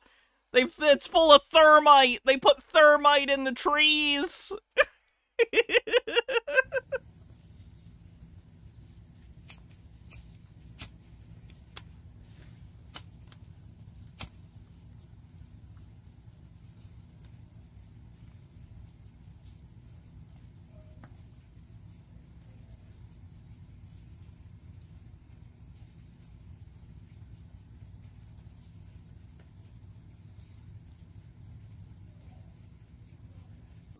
What I saw. Cinnamon is also flammable. I have a great idea for a cinnamon toast bomb. Following this, I knew was absolutely abnormal because I've burned pine needles before, and I knew the burn time on that is less than 2 minutes. And then I've also burnt a lot of other things like leaves and sticks, branches, and the burn time was just not like this. The burn time on this actually was much longer, and it wasn't even burning, it was actually smoking. You know, funny enough, the fact that it's all, like, fine powder like this is probably making it harder to burn because it's not very aerated either. It's just like a pile of densely packed stuff. So, like, if you had somehow, like, had spaces in it where air could circulate, maybe, but, like, yeah, it's just powdered fucking plants. Like, I don't know what you expect to happen here. Isn't any fine particulate suspended in air explosive? Yes, that happens a lot in the Midwest where I live too with, at least it used to. It's not as big of a deal now because they've engineered solutions to mitigate this. But grain silos have a propensity to explode because they're full of fine powder. And if it, like, kicks up in the air, if enough friction happens between particles in the air, it's basically a powder keg that'll explode. Again, they design, like, silos and stuff to mitigate those risks now, but it's still an ever-present danger.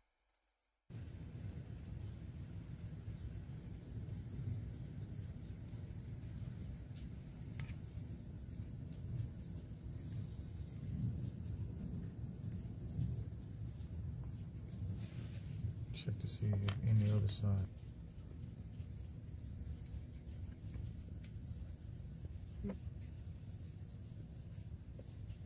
And at first it appears that everything is going normal, it's going well, so what? I'm out there for 15, 20 minutes more, and I see this happening. Did you finally get it to catch? So I dive deeper to investigate further into what would actually cause this to happen.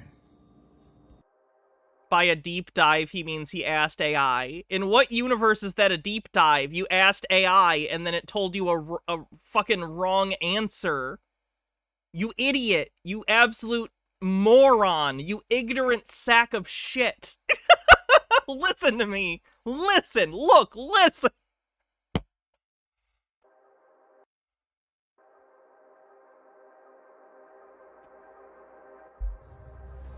And that led me down to, okay, so what is in here that would burn? Because normal metal is not going to burn like that.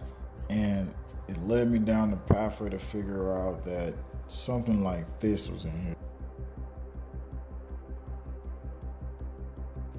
Holy fuck, he's stupid. And lipid nanoparticles are designed for targeted delivery. He decided that they're lipid nanoparticles because reasons. Lipids are fat, by the way. He's saying there's tiny particles of fat in this. mRNA systems. Oh, he finally found a thing that he could in some tangential way link to a conspiracy that already exists.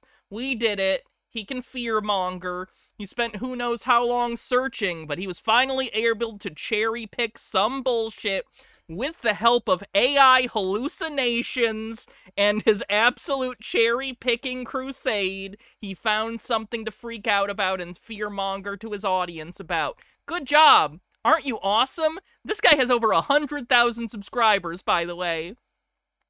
He's popular.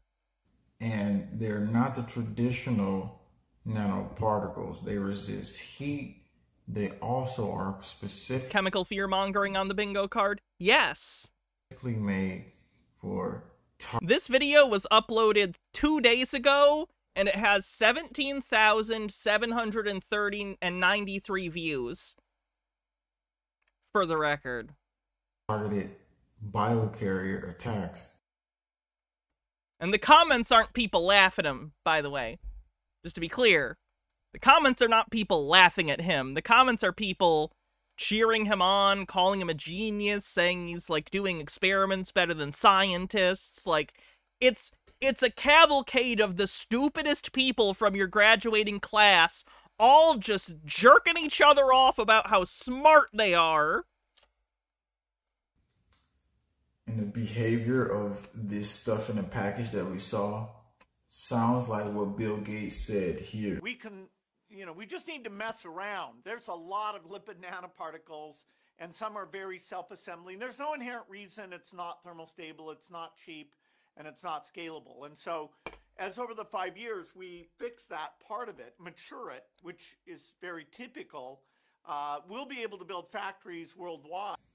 And if that's the case, that inside of the food that happened instantly, I took Nation Iodine and I had to take a... Nano just means small. They don't know that. They think anything with nano in the title is related to, like, nano robots. Oil, and my woman actually bought some... Bill Gates isn't a bingo spot. Black charcoal, because that combines everything together actually to help my body detox and her body detox. So these are some protocol. Hey, fun fact, your body doesn't need help detoxing. It literally can't be helped unless you, like, needed to be hooked up to a fucking dialysis machine. It's not how anything works. You can't make your body detox. That's not a thing. That's people trying to sell you shit. Sell you a shake or a diet program or whatever. You cannot detox your body. That's not a thing you can do. Because immediately I'm going to have to take. And if you go back and watch, at one point I just lit it up for like 3 seconds. It instantly was already smoking. Like I didn't even have to light it that long. I started separating it so I could look at it and we could look at the contents of it. If anybody has a lab in the Arizona area, let me know because I would love to take this to a lab, give another video update on this specifically. This stuff is literally a fire starter now. Abnormal as heck. Won't stop. I had to put this stuff out after 25 plus minutes. 8+ years I've been doing this research and coming up with all these... Can I detox my body? I wish. Have you seen her? Fuck. Different solutions. And I put out the series called Stay Alive, and that was all... If I looked like her, I'd have the Gooner viewership on lock.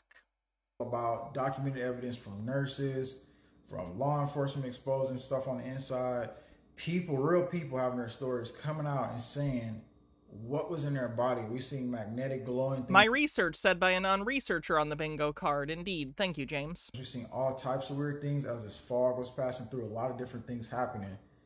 I just can't believe right now that I'm in the point where I'm one of the people. And I should be able to believe it, but it's just like when you actually personally go through something, you really get the traumatization that you didn't expect, you know? I mean, like, nobody's immune to this, though. And that's... I'm sorry, did you just say you were traumatized by your own fucking stupidity? You didn't understand something so hard you got traumatized. I'm not even gonna say that that's impossible, but the idea that you can just be so stupid and misunderstand something so hard that you accidentally traumatize yourself is hilarious. That's what this should teach us. Nobody's immune. You could be up there all day, you know, teaching all the other stuff, and your butt can get got at any moment.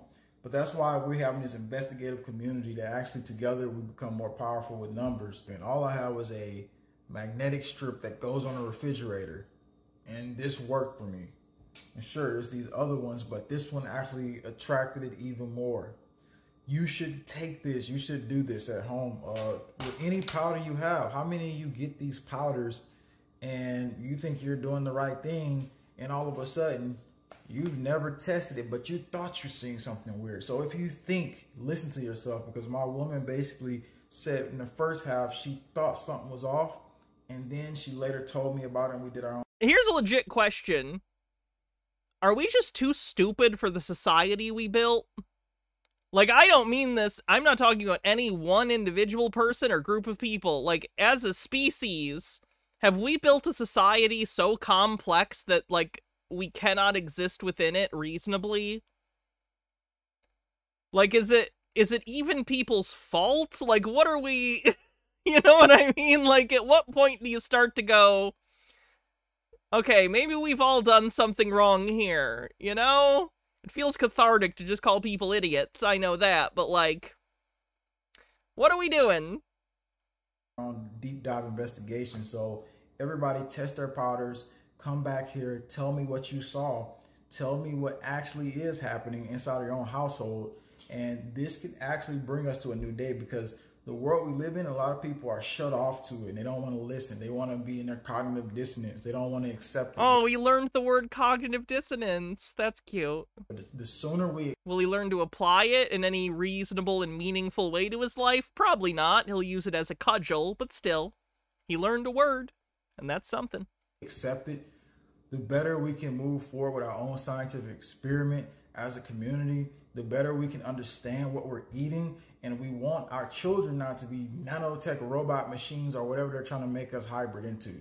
Because don't worry, your kid'll just be a garden variety dumbass. So I think they'll be fine. Not fine, but maybe happy. So that's good. Because the ancient DNA that we have is so powerful, they fear us that they need to control us. Our ancient DNA is too powerful. They fear us. I'm putting certain things on here. This is my personal experience about this. So this actual brand, I'm not calling them out in general, but I'm saying something is happening here. And if this was the one batch that had it, how many other batches has it? And how... It's static electricity. Literally read an elementary school physics book. How many chains across America is doing the exact same thing? There's some technology in here that's not lipid nano-coated, which organic, it will show up with this and it will beep beep. Let's see. What is that? What even is it that he's claiming he has in his hand? What is it?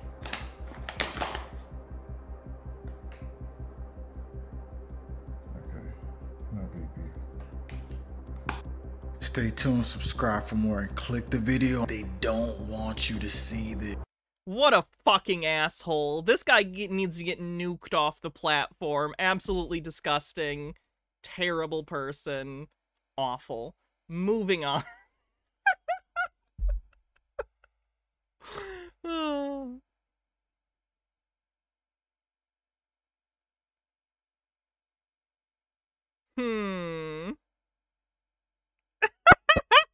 I'm going to be bold and Fenakagami says it's hard to tell how much of this is just us being too stupid for the complexity and how much of this is active sabotage of our education system compounding over time. The information age's exponential growth of complexity didn't help, though, I'm sure. Yeah. unapologetic tonight. The forced breeder programs are rearing their ugly head again.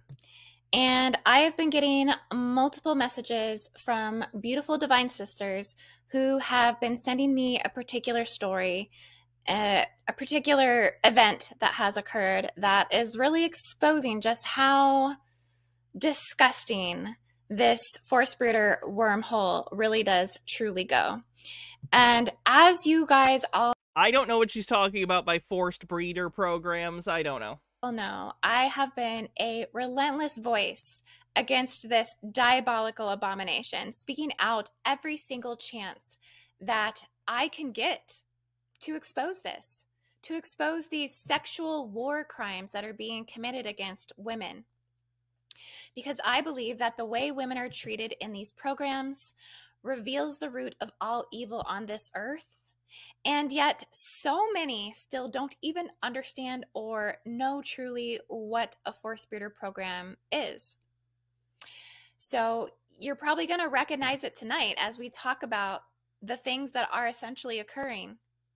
We're going to be diving deep, waking people up to an inverted, sexualized fertility weapon aimed yes, she's the anti-Semite that's into Arthurian legend, correct? squarely and directly at the divine feminine, the hunted woman, the fallen woman curse, the original sin implant, binding the moon chains to her womb through... I'm quite warm, so I'm going to take this off, by the way. Sorry. I'm sweating. And it feels gross. So, Fennikagami says, to be fair, I'm a little worried that forced breeder programs might be where we're headed with the fascist obsession with birth rate crisis. Reptilian. Yeah, let's hope not. Mating rituals. Word salad? Sure, word salad on the bingo card. So this is going to take some courage, and it's going to take some clarity, because the liberation of the divine feminine is no longer optional on this planet. It is actually imperative. Tea time tea say, damn, it's been 36 years. I need to get my original sin implant changed out. And it is 100%. It's all right. You got till 40. Essential for us to restore the corrosion and the corruption on this planet, to relinquish the binding of the World War III timelines, to clear the black heart virus that's running rampant and is contagious all over this earth at this time. It is the yeah, we'll do a bingo check after this. Cauldron of cure that is absolutely key to this planet's ascension, to restoring consciousness, to clearing the 55 Metatronic reversals. We all 55 of them need woman's wisdom and enlightenment to be valued again, not just by the awakened ones. Hold on, do we need the croning ceremony? Hold on.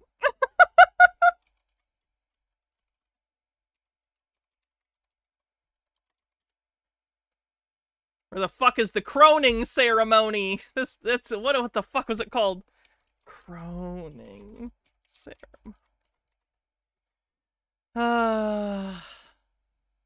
Never mind. No one knows what the fuck I'm talking about. Okay, because I know my soul family values this. But by the draconian overlords too. Where's the reptilian bitch queen when you need her?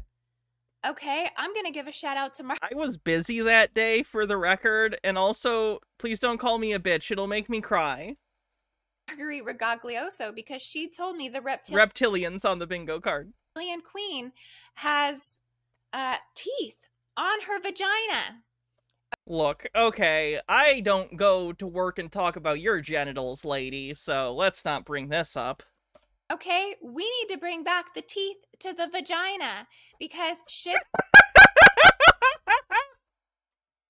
Okay, we need to bring back the teeth to the vagina, because shit's getting real around here. Accidentally based on the bingo card? And if they're gonna start polluting the womb, and have been polluting the womb for all this time, well, we're gonna tear some shit up with those lips. This...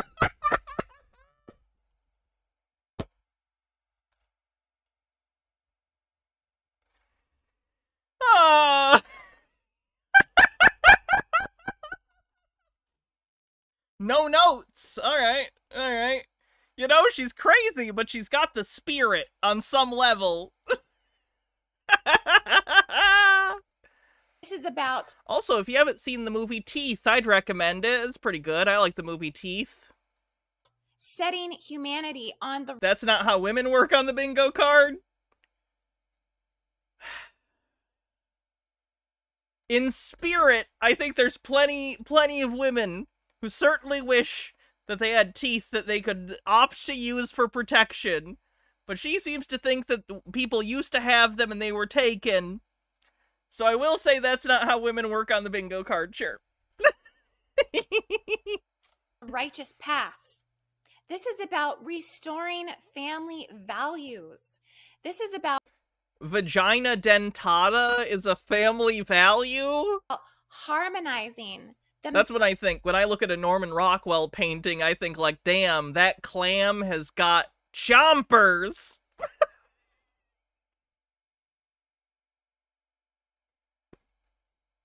Masculine.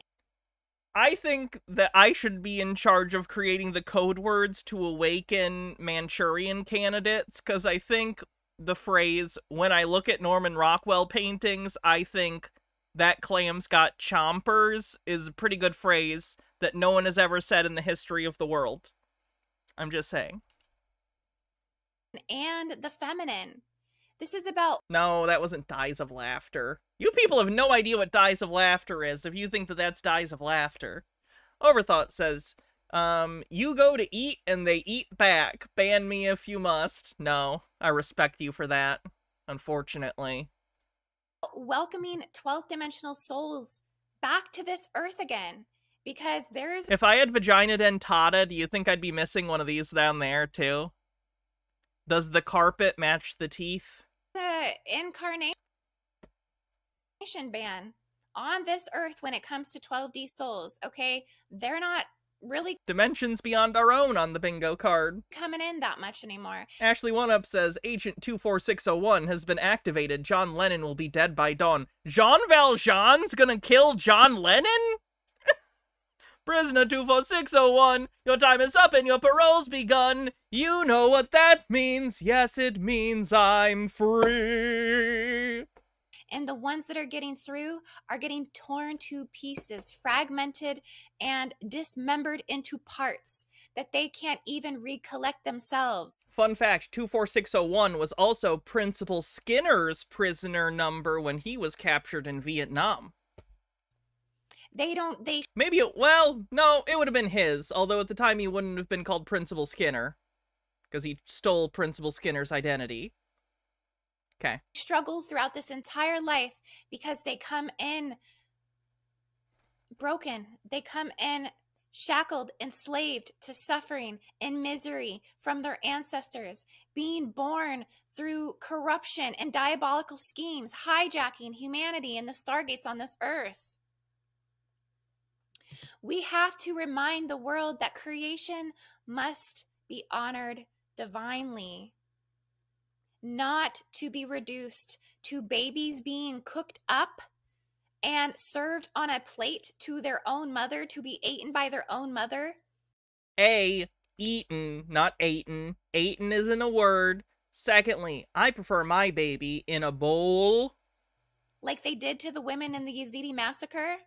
Like they did to the Beebus babies where they hand strangled those little babies, okay, and murdered them relentlessly.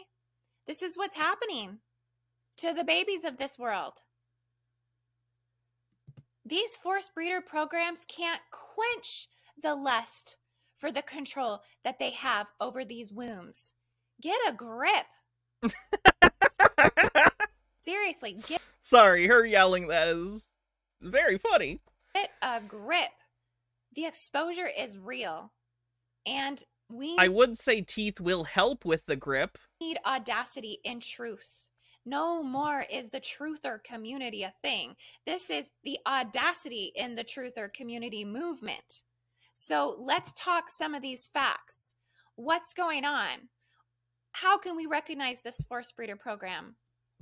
Just this month, February 3rd, 2025, 3 Thai women were rescued from human trafficking, sex trafficking, egg farms in Georgia, Russia. That's fucked up, lady. What do you think you're gonna do about it? Like, genuinely, human trafficking is a real thing. Jokes aside, I know conspiracy theorists imagine all sorts of human trafficking that does not exist. However, human trafficking does actually exist, of course, and it's a terrible thing. But, like, what do you, lady, on the internet, think you're gonna do about it? Some of you may have heard about this. If you haven't heard about it, well, welcome. A Chinese trafficking syndicate, black market syndicate. Oh yeah, she did say Georgia, Russia. She said Georgia, Russia. Huh. Is that just like a neo-Soviet talking point? Or like, is she an idiot? Lured these women in with fake job ads, promising a salary, promising a free trip, promising that they were doing the righteous thing to help childless couples as surrogates. But it was all an illusion. It was all deception. It was all a forced breeder program. Okay, as soon as they got there, their passports were seized and they were told that they were illegal. And because of this, they were basically threatened, they were harassed, they were arrested, and not in a nice way, not in a kind way, in a very scary, humiliating, and demoralizing kind of way. Benekagami says, question, are the vagina teeth retractable like toothless? Are there special exercises to master the utilization of these appendages? Also, lady, F you. People like you actively make human trafficking worse and harder to fight. In the movie Teeth, they were seemingly retractable, or at least it was you could consciously be fine and make it so someone was not injured in interface with the area around the teeth. Locked them in group homes. They could not escape. They were literally locked up, and they were pumped with hormones to harvest their eggs. Finally, one of the women escaped. Yeah, that's awful. That's, like, genuinely horrific. I agree. But, like, what does that have to do with what you're talking about? Because you're talking about forced breeding. Like, and what these women went through, to be clear, is horrifying. It is disgusting. It is a disgusting crime against humanity to steal people and do that and take, like, their body parts for any reason, much less fucking profit.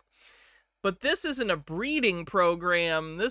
They were, again, having their eggs harvested, stolen from them. Again, disgusting, awful. But that's not a breeding program. That's basically the equivalent of someone kidnapping someone and harvesting their organs. Or something along those lines. Like, I'm not saying it's better. I'm just saying it's not what you're talking about. She had to pay a ransom to escape. Okay, and then she became a whistleblower, and thanks to some foundations that they had in Thailand and the Georgian authorities, they got the other 2 women free. So all 3 of those women eventually escaped. But that's not all, because there is still an estimated 100 women that are still trapped there. And how many more women they are luring in from Thailand to do this to them? They prey on the poor. They prey on the weak. They prey the most on the women of the third world countries.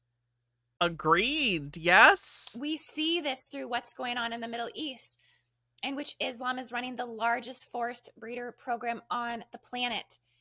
All of those women are entrapped in shackles and cages. Everyone in the whole Middle East? Okay, well, see, this is where we're getting into it. Look, y'all know how I feel about religion, in particular, like, organized religion and religion that's totalitarian. That's just a non-starter for me. But to literally point at entire areas of the world and compare the conditions of women to sex slaves is not okay. That's not accurate. Like, I get it. The totalitarian nature of certain nations where, like, theology is the ultimate underpinning of, like, the legality of those nations. That's fucked up. That's disgusting, and I'm not a fan of it. And I would agree that people are coerced culturally, socially, and legally into certain roles. But that's also true everywhere in the world to different extents. So to just look at, like, I don't know, an average woman in, let's say, like, Turkey or something, or I don't even know, even somewhere like Saudi Arabia or Dubai, and to point at them and go, you're a slave and you want to be free. Have you talked to them? Like, I understand the feeling of, like, wow, someone's entire life they were conditioned to feel a certain way and to want certain things. But again, that's true in every society. You can't just point at an entire, like, ethnic group and go, the way your culture works, I believe all women are slaves and therefore none of them have agency and they're all brainwashed. Like, do you see why that's problematic? Anyway. This corruption is real. And it takes strength to speak to this, to denounce this evil, to rebuke this evil. We rebuke, we rebuke, we rebuke. Surrogacy is a forced breeder program, full stop. The harm to women and children who are... Okay, so she's against even consensual surrogacy? Okay, so just everything she doesn't like she considers a breeding program.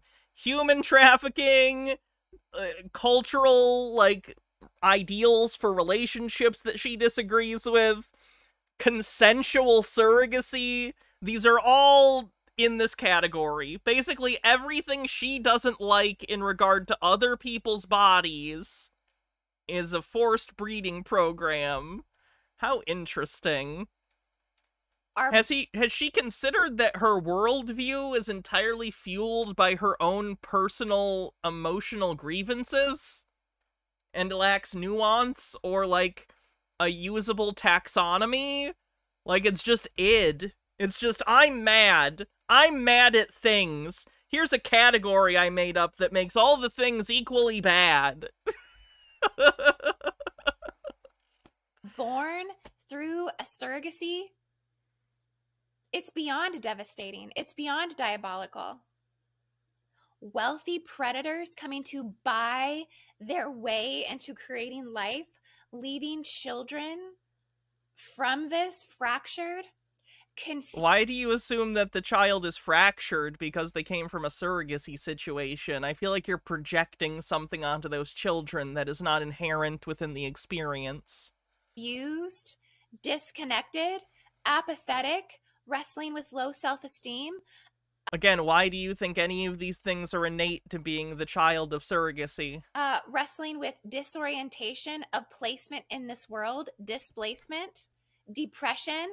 People struggle with their place in this world kind of anyway, so, like, that's not specific to that in any way, shape, or form, and I don't even think it would be particular to that. Like, why would that be exacerbated? Emotional and mental disorders. Are adopted kids also broken in her worldview? Good question. Imagine growing up. I could even maybe on some level, I wouldn't agree, because, like, I think people should be able to do surrogacy if they want, but, like, I could even kind of understand if she said something along the lines of, there are so many kids already out there who need to be adopted. It's very selfish of you to want one only if it's related to you or your partner in some way. I could at least kind of morally understand that position because you feel like you're taking away the potential of some actual already living kid to have parents that love them. But this has nothing to do with that. She's just very, like, backward in her thinking about what makes a family. Knowing that the womb that you came from, you are no longer bonded to in this life. The voice that you... Oh yeah, that's woo-woo bullshit all the way. You heard for 9 months. You literally just described a mother as a womb, by the way. Instead of a whole-ass person. Is now gone, ripped away at birth. And most of these buyers don't even use their own eggs, hence why they have to traffic these women, entrap them.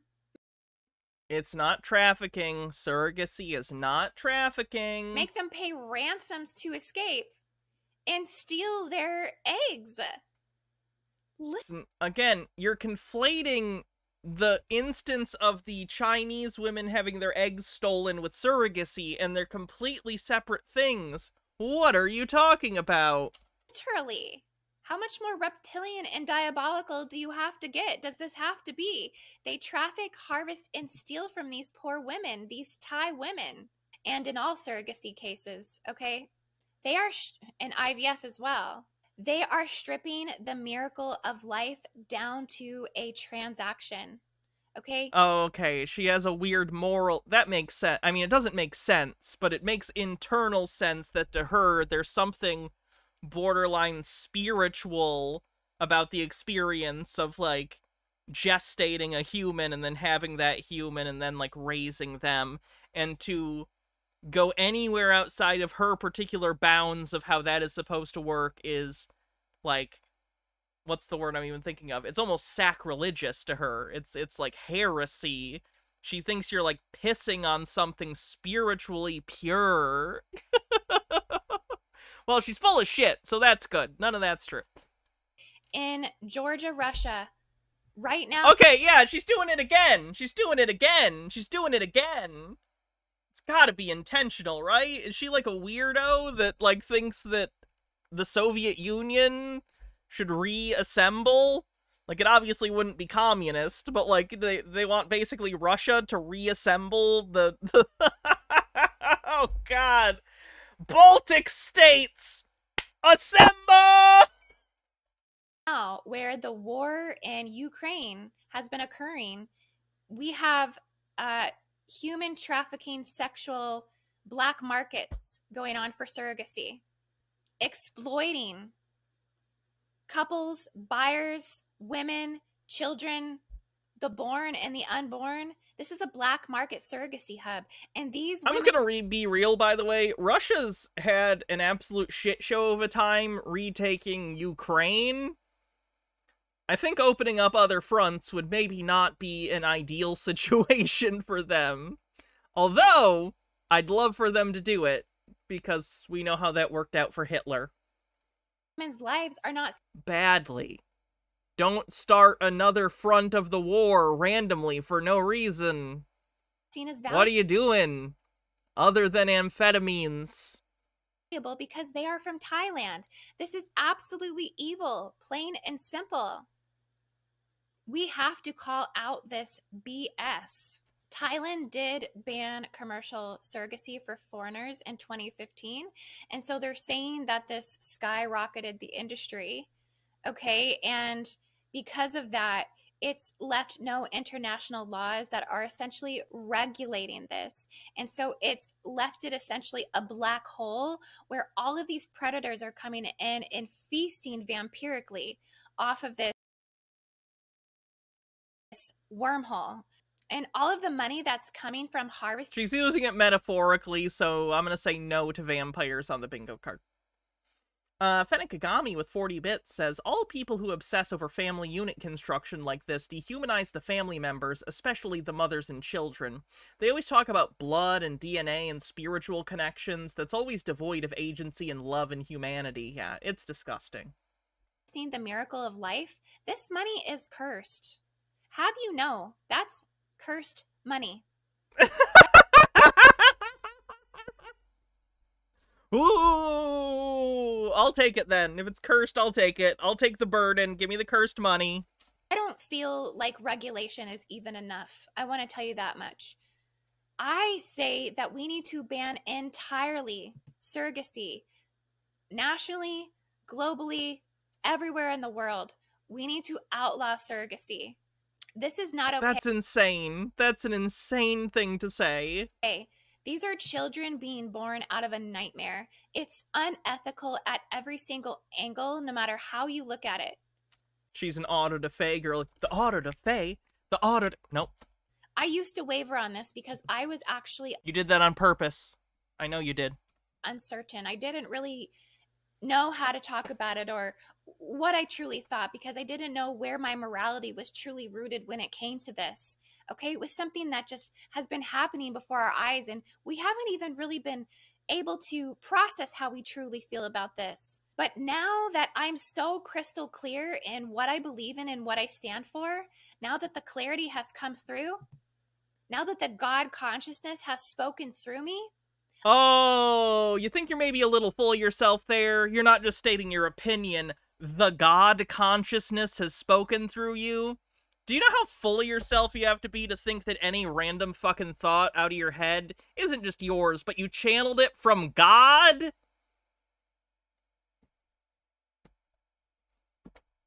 How do you get here? What happens to your brain? How do you get this deranged that many people believe in God, so whatever. But to believe that a God exists, and to believe that not only are they personally speaking to you, but through you, and that all of your own opinions are secretly God's opinions. Narcissistic in the extreme.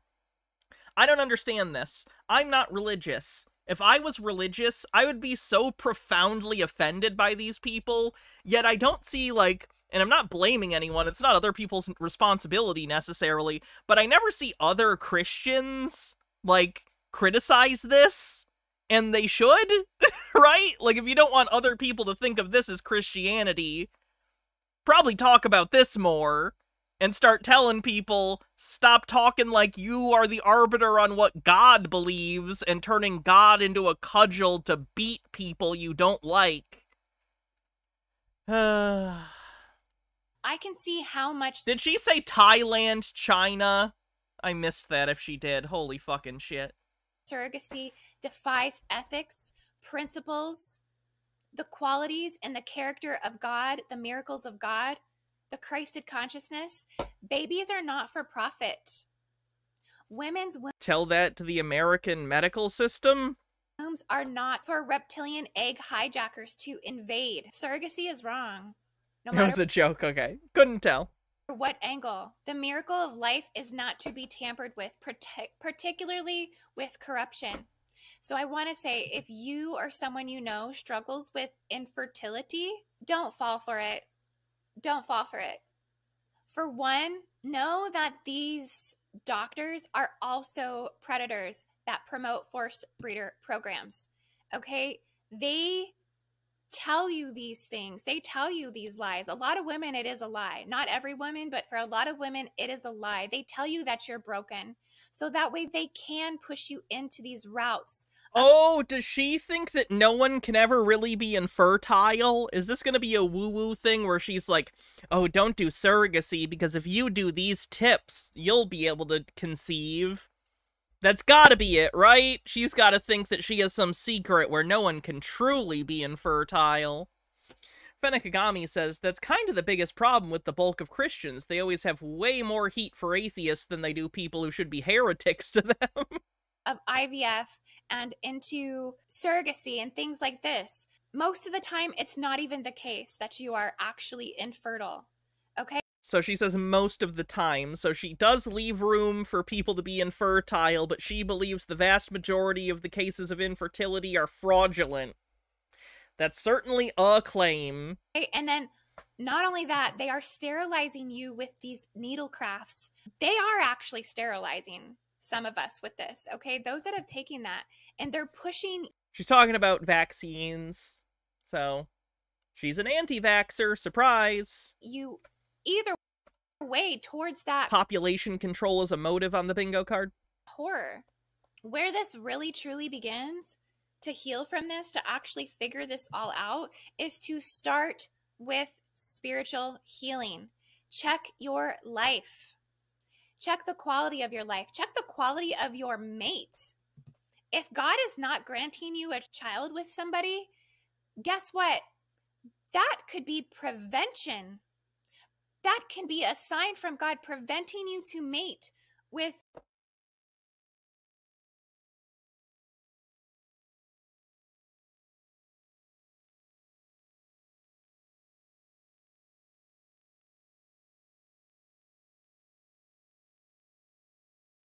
That's disgusting. That's genuinely one of the most disgusting things I've ever heard another human being say about other fucking people. To try and claim that people who presumably love each other, people don't usually want to have kids unless they love each other. It's certainly possible people do that, but you know, most of the time. And they're trying their hardest to have a kid. Something that's, you know, a wonderful thing that most people like and want, but it can cause great stress when things don't work, and it can be one of the saddest, hardest things people go through, to, like, go through that, to struggle with the fear of why it's not working, to go to doctors, and then to have to find out that one or both of you, for one reason or another, might not be capable, due to no fault of their own, but just because this is how life is sometimes. Unfortunately, something isn't functioning the way that it typically would, and therefore you can't have a kid biologically. That's so earth-shattering to so many people, and such a hard thing for people to cope with and to come to terms with, and to then move on with their lives and decide they want to try another way, or maybe some people even just decide, okay, well then maybe that's not in the cards for me. That's their personal decision, whatever it happens to be. For you to get in front of a camera, on the internet, in front of your audience, which is not insubstantial, she has more subscribers than I do, and to tell them that if that happens to them, that tragedy happens to befall them, it's not just a tragedy that happened because of a accident of biology, but because God is telling them not to be with the person they love, is sick. That is a sick thing to say. That is disgusting. She should feel awful, and she should never verbalize another opinion ever. She should shut her mouth and never open it again unless she's ordering a fucking coffee. Like, I'm not even kidding. She should just stop. This is disgusting. And I am so sorry for anyone who had to hear that, who that may have been triggering for, because that's fucking disgusting. Mr. Duck Sauce with a 5-stream streak says, the box should be over her face. True. She's a 2-boxer. Altered Undying says, as a Christian, I'm constantly bitching about this. I made a whole devil card announcing harmful Christianity, and I denounced this woman and her harmful views. Anyone who claims what God thinks is not right or selling something. Thank you. I really appreciate that. Thanks for not being shitty. I appreciate you, genuinely. Somebody who is going to utilize and hijack and corrupt and corrode and harvest you later. It would be rude, but I don't think it would be inaccurate. There are lots of miraculous signs, synchronicities from God that are telling you what is right and what should happen. We shouldn't bypass that because there are scientific, artificial, intelligent technologies driven by the draconian she's just using AI where it doesn't belong. Overlords to capitalize off of your reproduction and your fertility. The energetic blockages are often signs of something that needs to be done deeper within you to heal, to align you on a soul level with a partner who is right for procreation. Or prepare to face a cold-blooded reptilian mate looking to hybridize your offspring for their feeding. And let me okay, so she's saying if you're incapable of having children, your partner is secretly a reptilian looking to utilize your womb to create hybrid draconian children. K. Hydrate. Tell you, they will try to reptilianize that child. A hybridized child is fair game, and they don't give a flying F. They will torture you to the death. So there's a lot of angles to look at this. There's a lot of discussions to be. Are there any that don't require either drugs or severe mental illness? Had around this. I just want you guys to know that if anybody is actually dealing with infertility, I do offer healing and clearing work.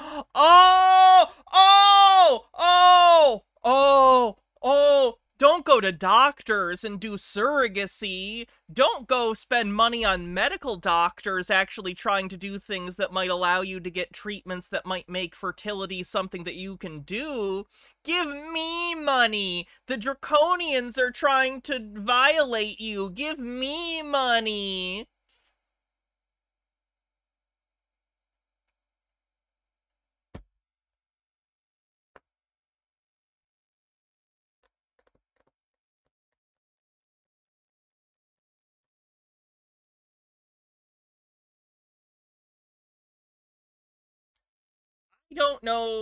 I do not know how to articulate the anger that I am feeling. I don't normally get angry. I'm not an anger person, generally. I certainly have my moments, but I'm not generally an anger person. I'm a morose, deep depression person. I'm a make a joke out of it person because it's the only way to cope. But I am mad. I am deeply and desperately angry at this absolute piece of shit. If you are a person, what's even the point? Again, with the impotence, I'm gonna sit here and impotently express to you what a bad person she is. You and I know that, and if she heard it, she wouldn't care. So what's the point?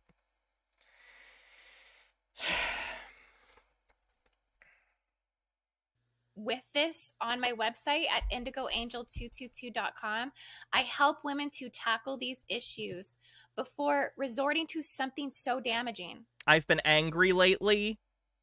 Gestures broadly. Literally, I was filling out I'm filling out a thing for a new therapist a while back, and on the intake form it said, is there anything particularly triggering or anxiety-inducing to you? And I literally, in italics on this medical form, typed gestures broadly. Things are going good. Okay.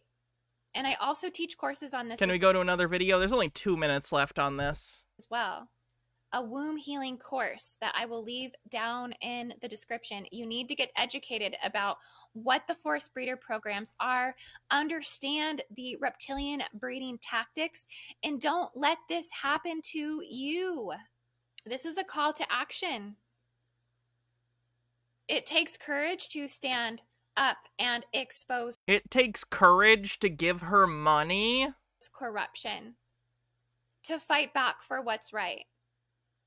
To spread awareness and use your... First it's the medbed asshole, now this horrible woman. At least the medbed guy is doing shit that I think actually breaches into illegality, so I can do something about that, and I'm working on it. This lady hasn't done anything illegal to my knowledge, so she's just allowed to do this. Your voice, because you are an advocate for things that are injustices. Don't tolerate diabolical crap and atrocities any longer. We need a global ban. By the way, you want to know the worst thing? She might not even be doing this cynically, and she might really believe this. That's the worst part. She might not be just evil. She might be fucking stupid. Isn't that crazy? Evil's something we all came up with as a conspiracy theory to justify things we don't understand, and often evil acts are just really ignorant people doing things that they think is the right thing, but they're just so out of step with reality we can't understand it, so we call it evil. That's not absolving her of wrongdoing, it's just the world is complicated. And it sucks!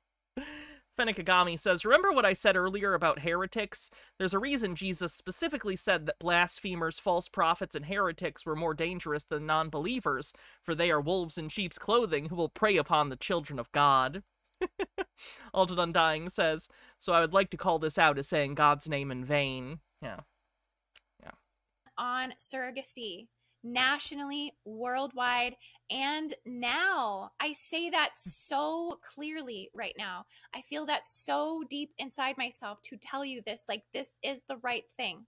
We need to ban surrogacy together with strength and audacity. It's not right. How about we ban assholes for making insane claims on the internet for profit? It's not right on the same level as abortion is not right. Oh, well, we got there, didn't we? Okay, and look how far we're coming. So she's... so she's against, quote, forced breeding programs, but she's anti-choice. Wow, hypocrisy on the bingo card.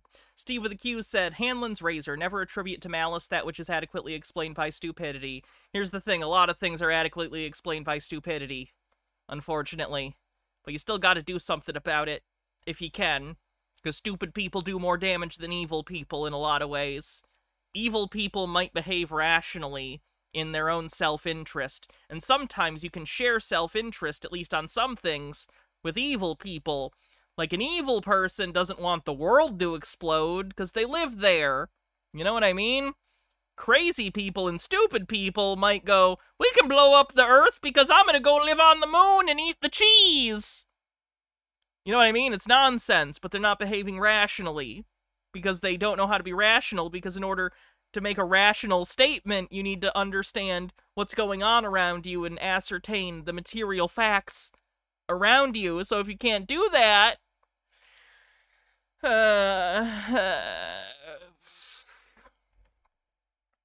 coming with that. Shut up, Hannah, with the words. Just show the funny videos. We are hurting our babies by bringing them in through surrogacy. Okay. You know, there's only a minute left, but it's a minute too much for me. I gotta bail on her, because I'm just mad. I'm just mad. I'm so mad. Let's take a look at the bingo card and see what we have. Forced sterilization or population control as a motive, staggering levels of hypocrisy. Uses AI.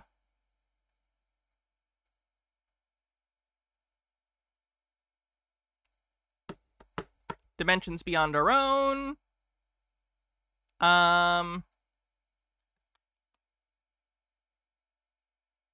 vibes-based conspiracy.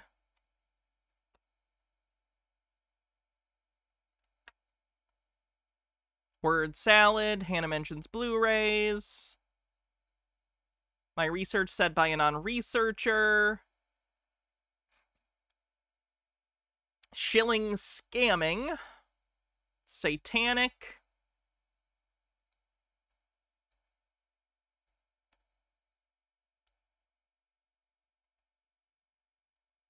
Poor understanding of Eastern philosophy. Where is reptilians? There it is. Reptilians. Believe sci-fi tech exists. Is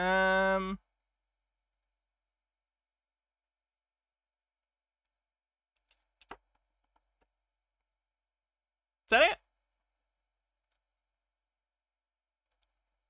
Misunderstanding of the scientific method. There we go. That should be it. Fenekagami says, wrong. Peter Thiel and his ilk are evil because they're fine with ruling a kingdom of ash because it means they were the last ones to burn. They specifically know they may end the world and have contingency plans to ensure they will die last. And I would say that's also predicated on ignorance if they think that they would be able to survive that. Anyway.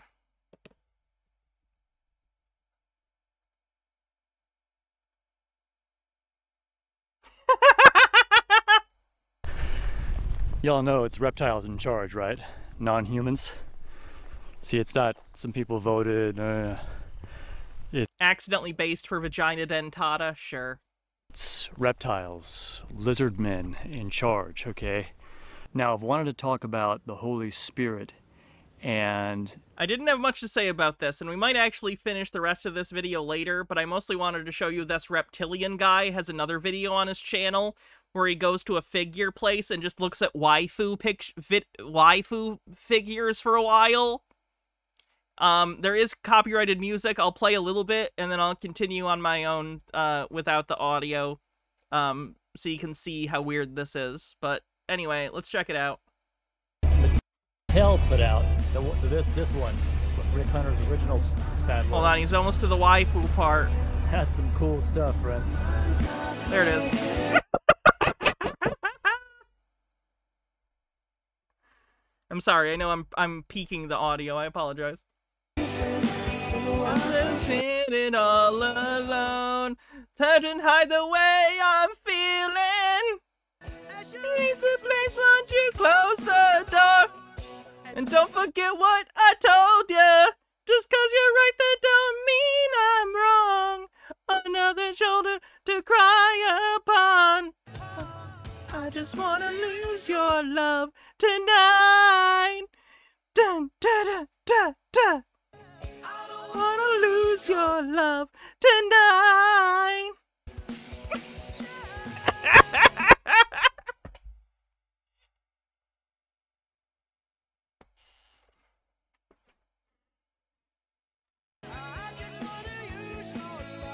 Yeah, it's just him showing. It's just him showing the waifu figures for a little bit. And, like, hey, you know, I'm not judging other people's hobbies, I guess. Here's what I don't get. If you just think they're cool, alright. Do you masturbate to them, though? Right? Do people masturbate to these figures? I gotta imagine they do, right? Am I crazy?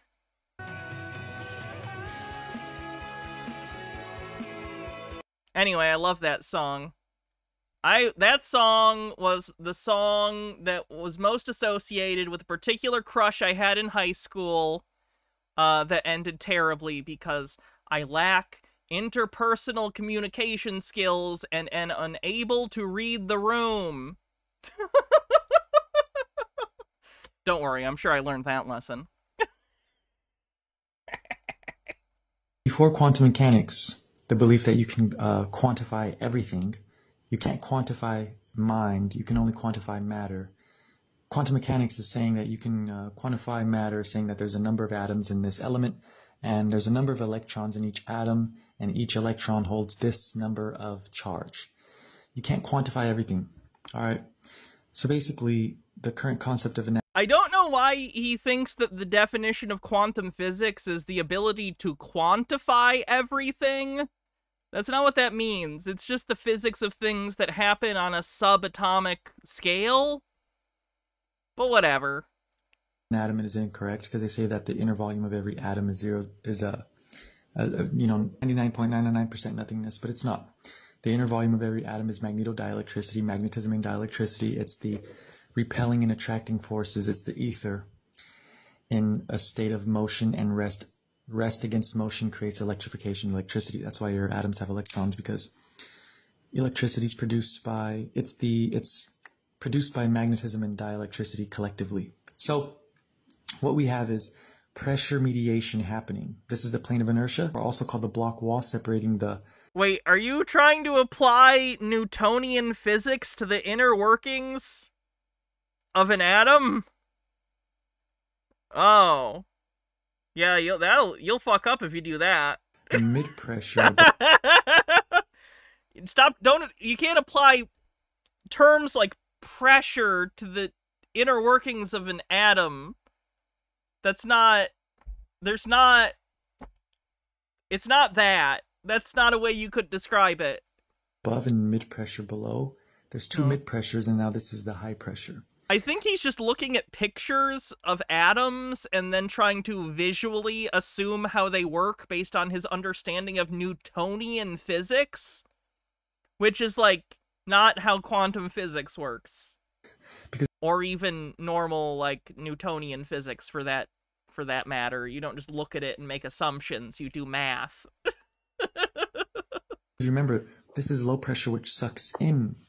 So it goes out and it gets... Harold Elbelman says quantum physics is called quantum because it says that certain things, the energy a photon is allowed to have, we thought were continuous, are actually discrete quantities, aka quantized. It's equal to Planck's constant times the wavelength. Sucked in. So you have to have enough high pressure to go past this energy that wants to suck Yeah, in. Because remember, that's so interesting. I've never seen someone try to apply, like, macro Newtonian physics to fucking quantum shit. That's so funny. Electric plane, this is the... Sorry, Altered Undying. Let me see where your bits were. Hannah, have you read the book The Last Week? It's a rabbi and a preacher going over the Easter story. They talk about the politics at the time the stories were written and how they affected the writings of the Bible. I haven't. I'll check it out. The Milky Way galaxy, where millions of tons of hydrogen is being produced at the center. It's getting shot out the astrophysical jet stream. It's called a galactic jet stream. The galactic jet stream of the Milky Way, this is the core of the Milky Way galaxy. It's shooting out millions of tons of hydrogen, and the hydrogen is getting sucked back into at the plane of inertia. That's why they say we're going around the Milky Way, and Earth one day is going to get sucked into the black hole. So that means the black hole is generating matter, and it's Do they say that? I know there's, like, supposed to be a super massive black hole at the center of the galaxy. I wasn't under the impression that they ever thought stuff was going to get sucked into it, but I could be wrong. I don't know. It doesn't matter. I'm not going to be around when that happens if it does. None of you will either. Good news. Destroying the matter. They don't say that? Okay, I didn't think I ever heard that. It's generation and destruction. It's the snake eating its tail. But we're not... I know billions of years from now, they say us and Andromeda are going to kind of combine. I say us. None of us will be here. Actually, in the Milky Way, they say, you are here. No, the Milky Way is above your head. We're below. And, the Milky Way isn't above your head. We're in it. We're part of the Milky Way. Our planet is a piece in a solar system that is a part of the Milky Way galaxy. It's not like it's above your head in the sense that, like, all around you is that, and that's a direction, but it's like every direction because we're in it. Our ancestors weren't astronomers, they were astrologers, astrologers. So yeah, guys, build that high pressure. Astrologer, derogatory. Raise the... They may not collide after all, according to recent studies. Oh, that's a shame. That was gonna be cool. Mercury from the root to the crown and activate the third eye, illuminate the crown chakra. Always with the chakras. Alright, let me see. Are there any other short ones before we call it a night? It's been a little over 3 hours.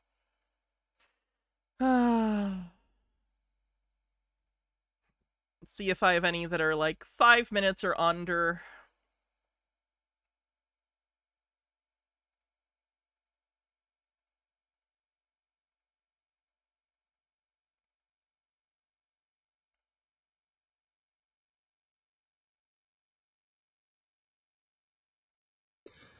All right, guys, check this out. So that's the sun's position, and it would appear to you at the east. There's the North Pole, there's the South Pole, there's the east, there's the west.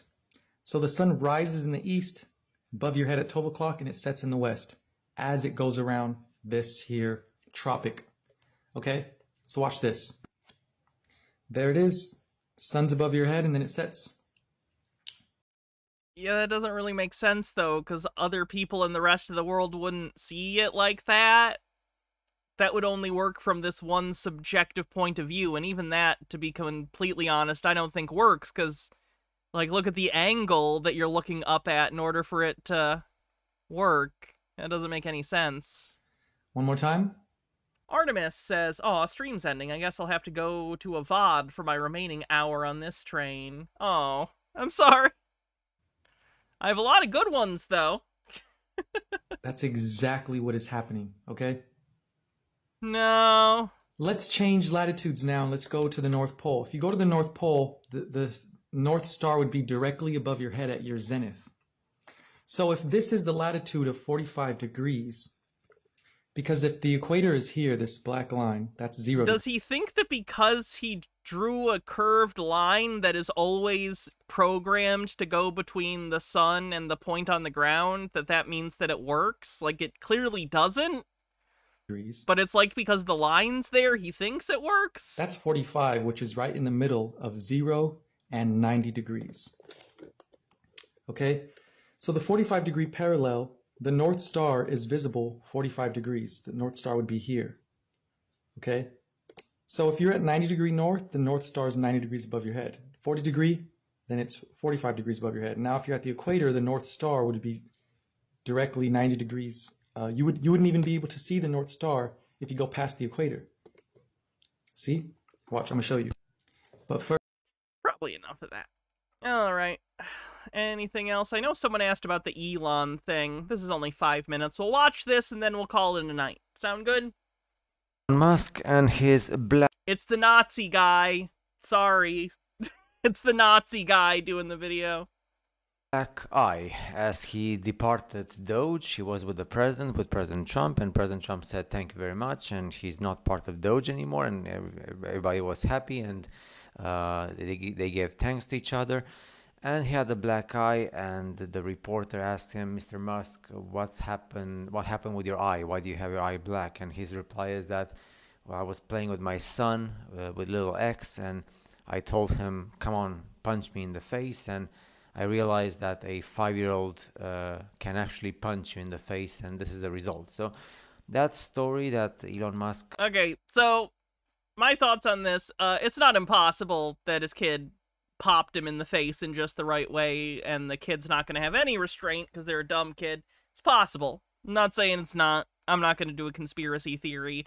We know he's on drugs. He was clearly on drugs in the Oval Office. I've talked about this before when I had my substance abuse issues back in the day and I was struggling with alcohol. I used to get crazy drunk. One time I got so drunk I literally passed out and fell like into a shelf and hurt myself. So that could have happened on the ketamine that he's allegedly on.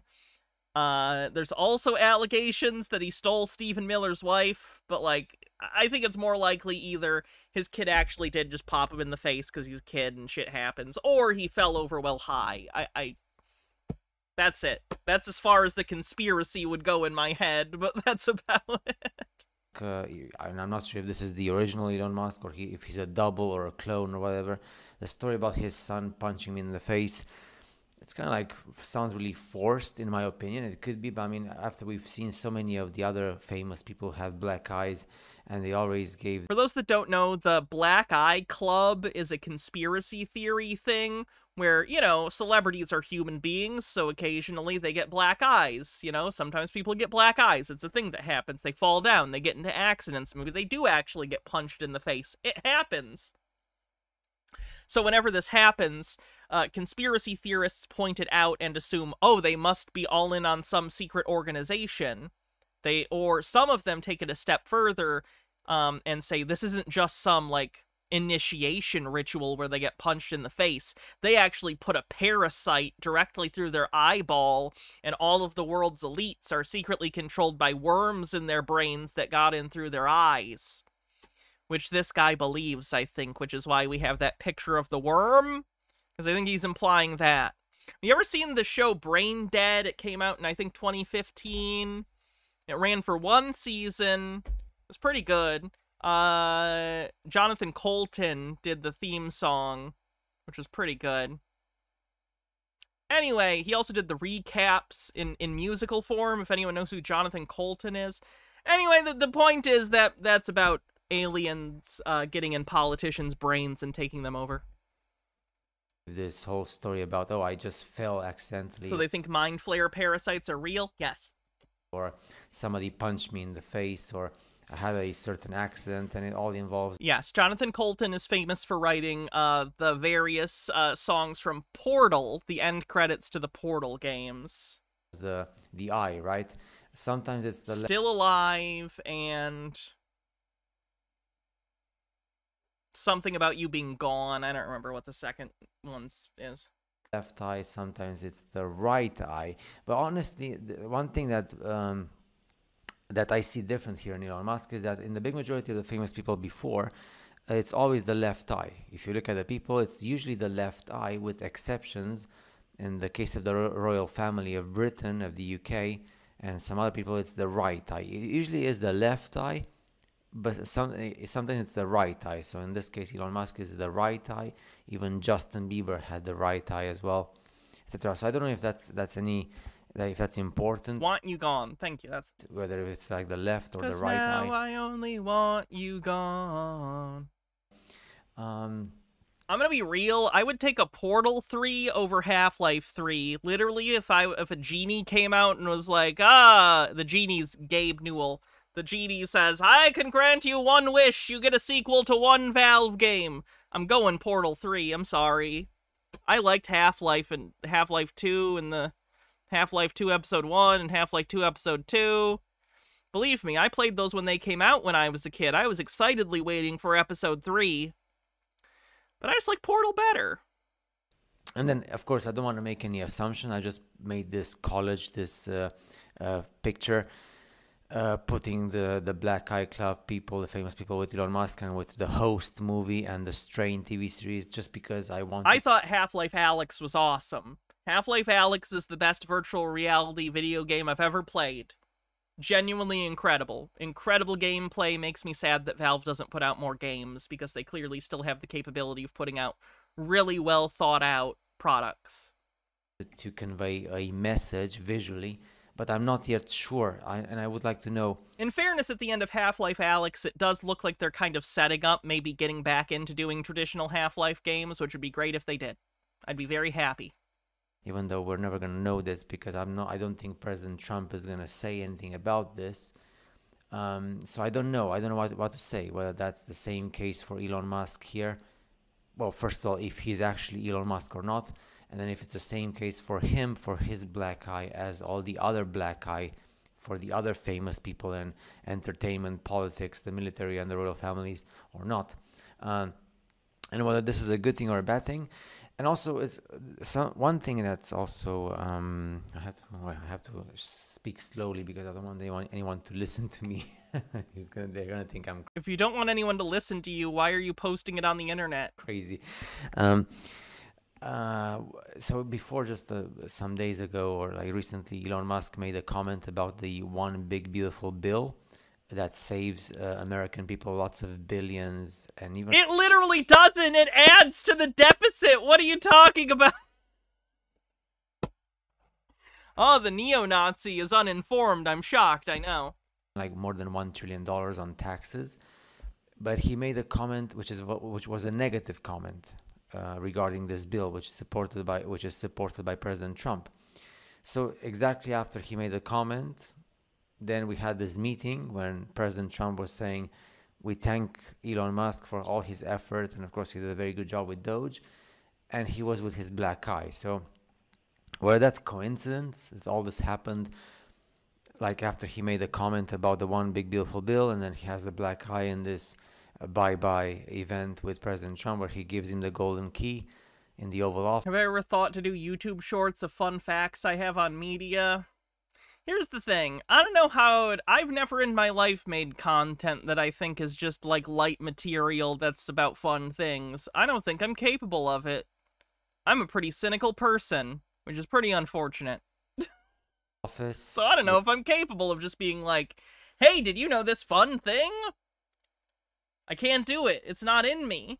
The black eye, if that's coincidence or if this like is... I would straight up be like, did you know in the Lord of the Rings film, Viggo Mortensen really blocked that arrow? Also, here's a brief history of the horrors of the Congo. Like, I can't. It's actually happening, this whole thing about him... Leopold! Leaving Doge right now with the black eye is because of what he said. I don't know. And I still don't understand if the black eye is really linked to what we know about what we've been shown in the Host movie and in the Strain TV series and all the pictures we have of black eye with famous people, if it's the same case or not. And I'm not sure if this has to do with the whole thing with reptilian or not. I don't know. Honestly, I don't know. I can borrow some of y'all's optimism. I'll reject it like the wrong blood type, let me tell you. So there's so many things. At least I'm trying my best to at least show you photos and pictures and ask questions. And many of the things that the Trump administration is doing are awesome. For example, They're really not. They're really not, man. I'm so grateful that President Trump did Operation Warp Speed with the COVID vaccines, and we're not living the terror of tyranny of the COVID pandemic. And there's genuinely shocking to find a conspiracy theorist Trump supporter that's in favor of vaccination. It's like a rare albino bird or something. Many things, but yeah, I'm still not certain what to say. If I have more information regarding the black eye stuff and Elon Musk, all I can say is that I wasn't expecting to see this. I wasn't expecting to see Elon Musk with the black eye and departing Doge exactly after he made the negative comment regarding the one big beautiful bill of President Trump. The same way that I didn't expect to see the president of France, Macron, being slapped in his face by his wife, who, by the way, I don't even know if it's a wife or not. You get my point, like the Obamas. And then transphobia, transvestigation on the bingo card. And the first thing that Elon Musk said before he replied with his son punching him in the face is that I certainly was not near. That's fair, Cosmic Cats. I hadn't considered that. France when this happened, right? So he made that whole thing about how the wife of President Macron of France slapped him in the face. So I don't know. It's like so many things. I mean, but here you can see how amazing this world is in terms of politics and the military and all this stuff that's happening. So thanks for watching. I'll see you guys in the next video.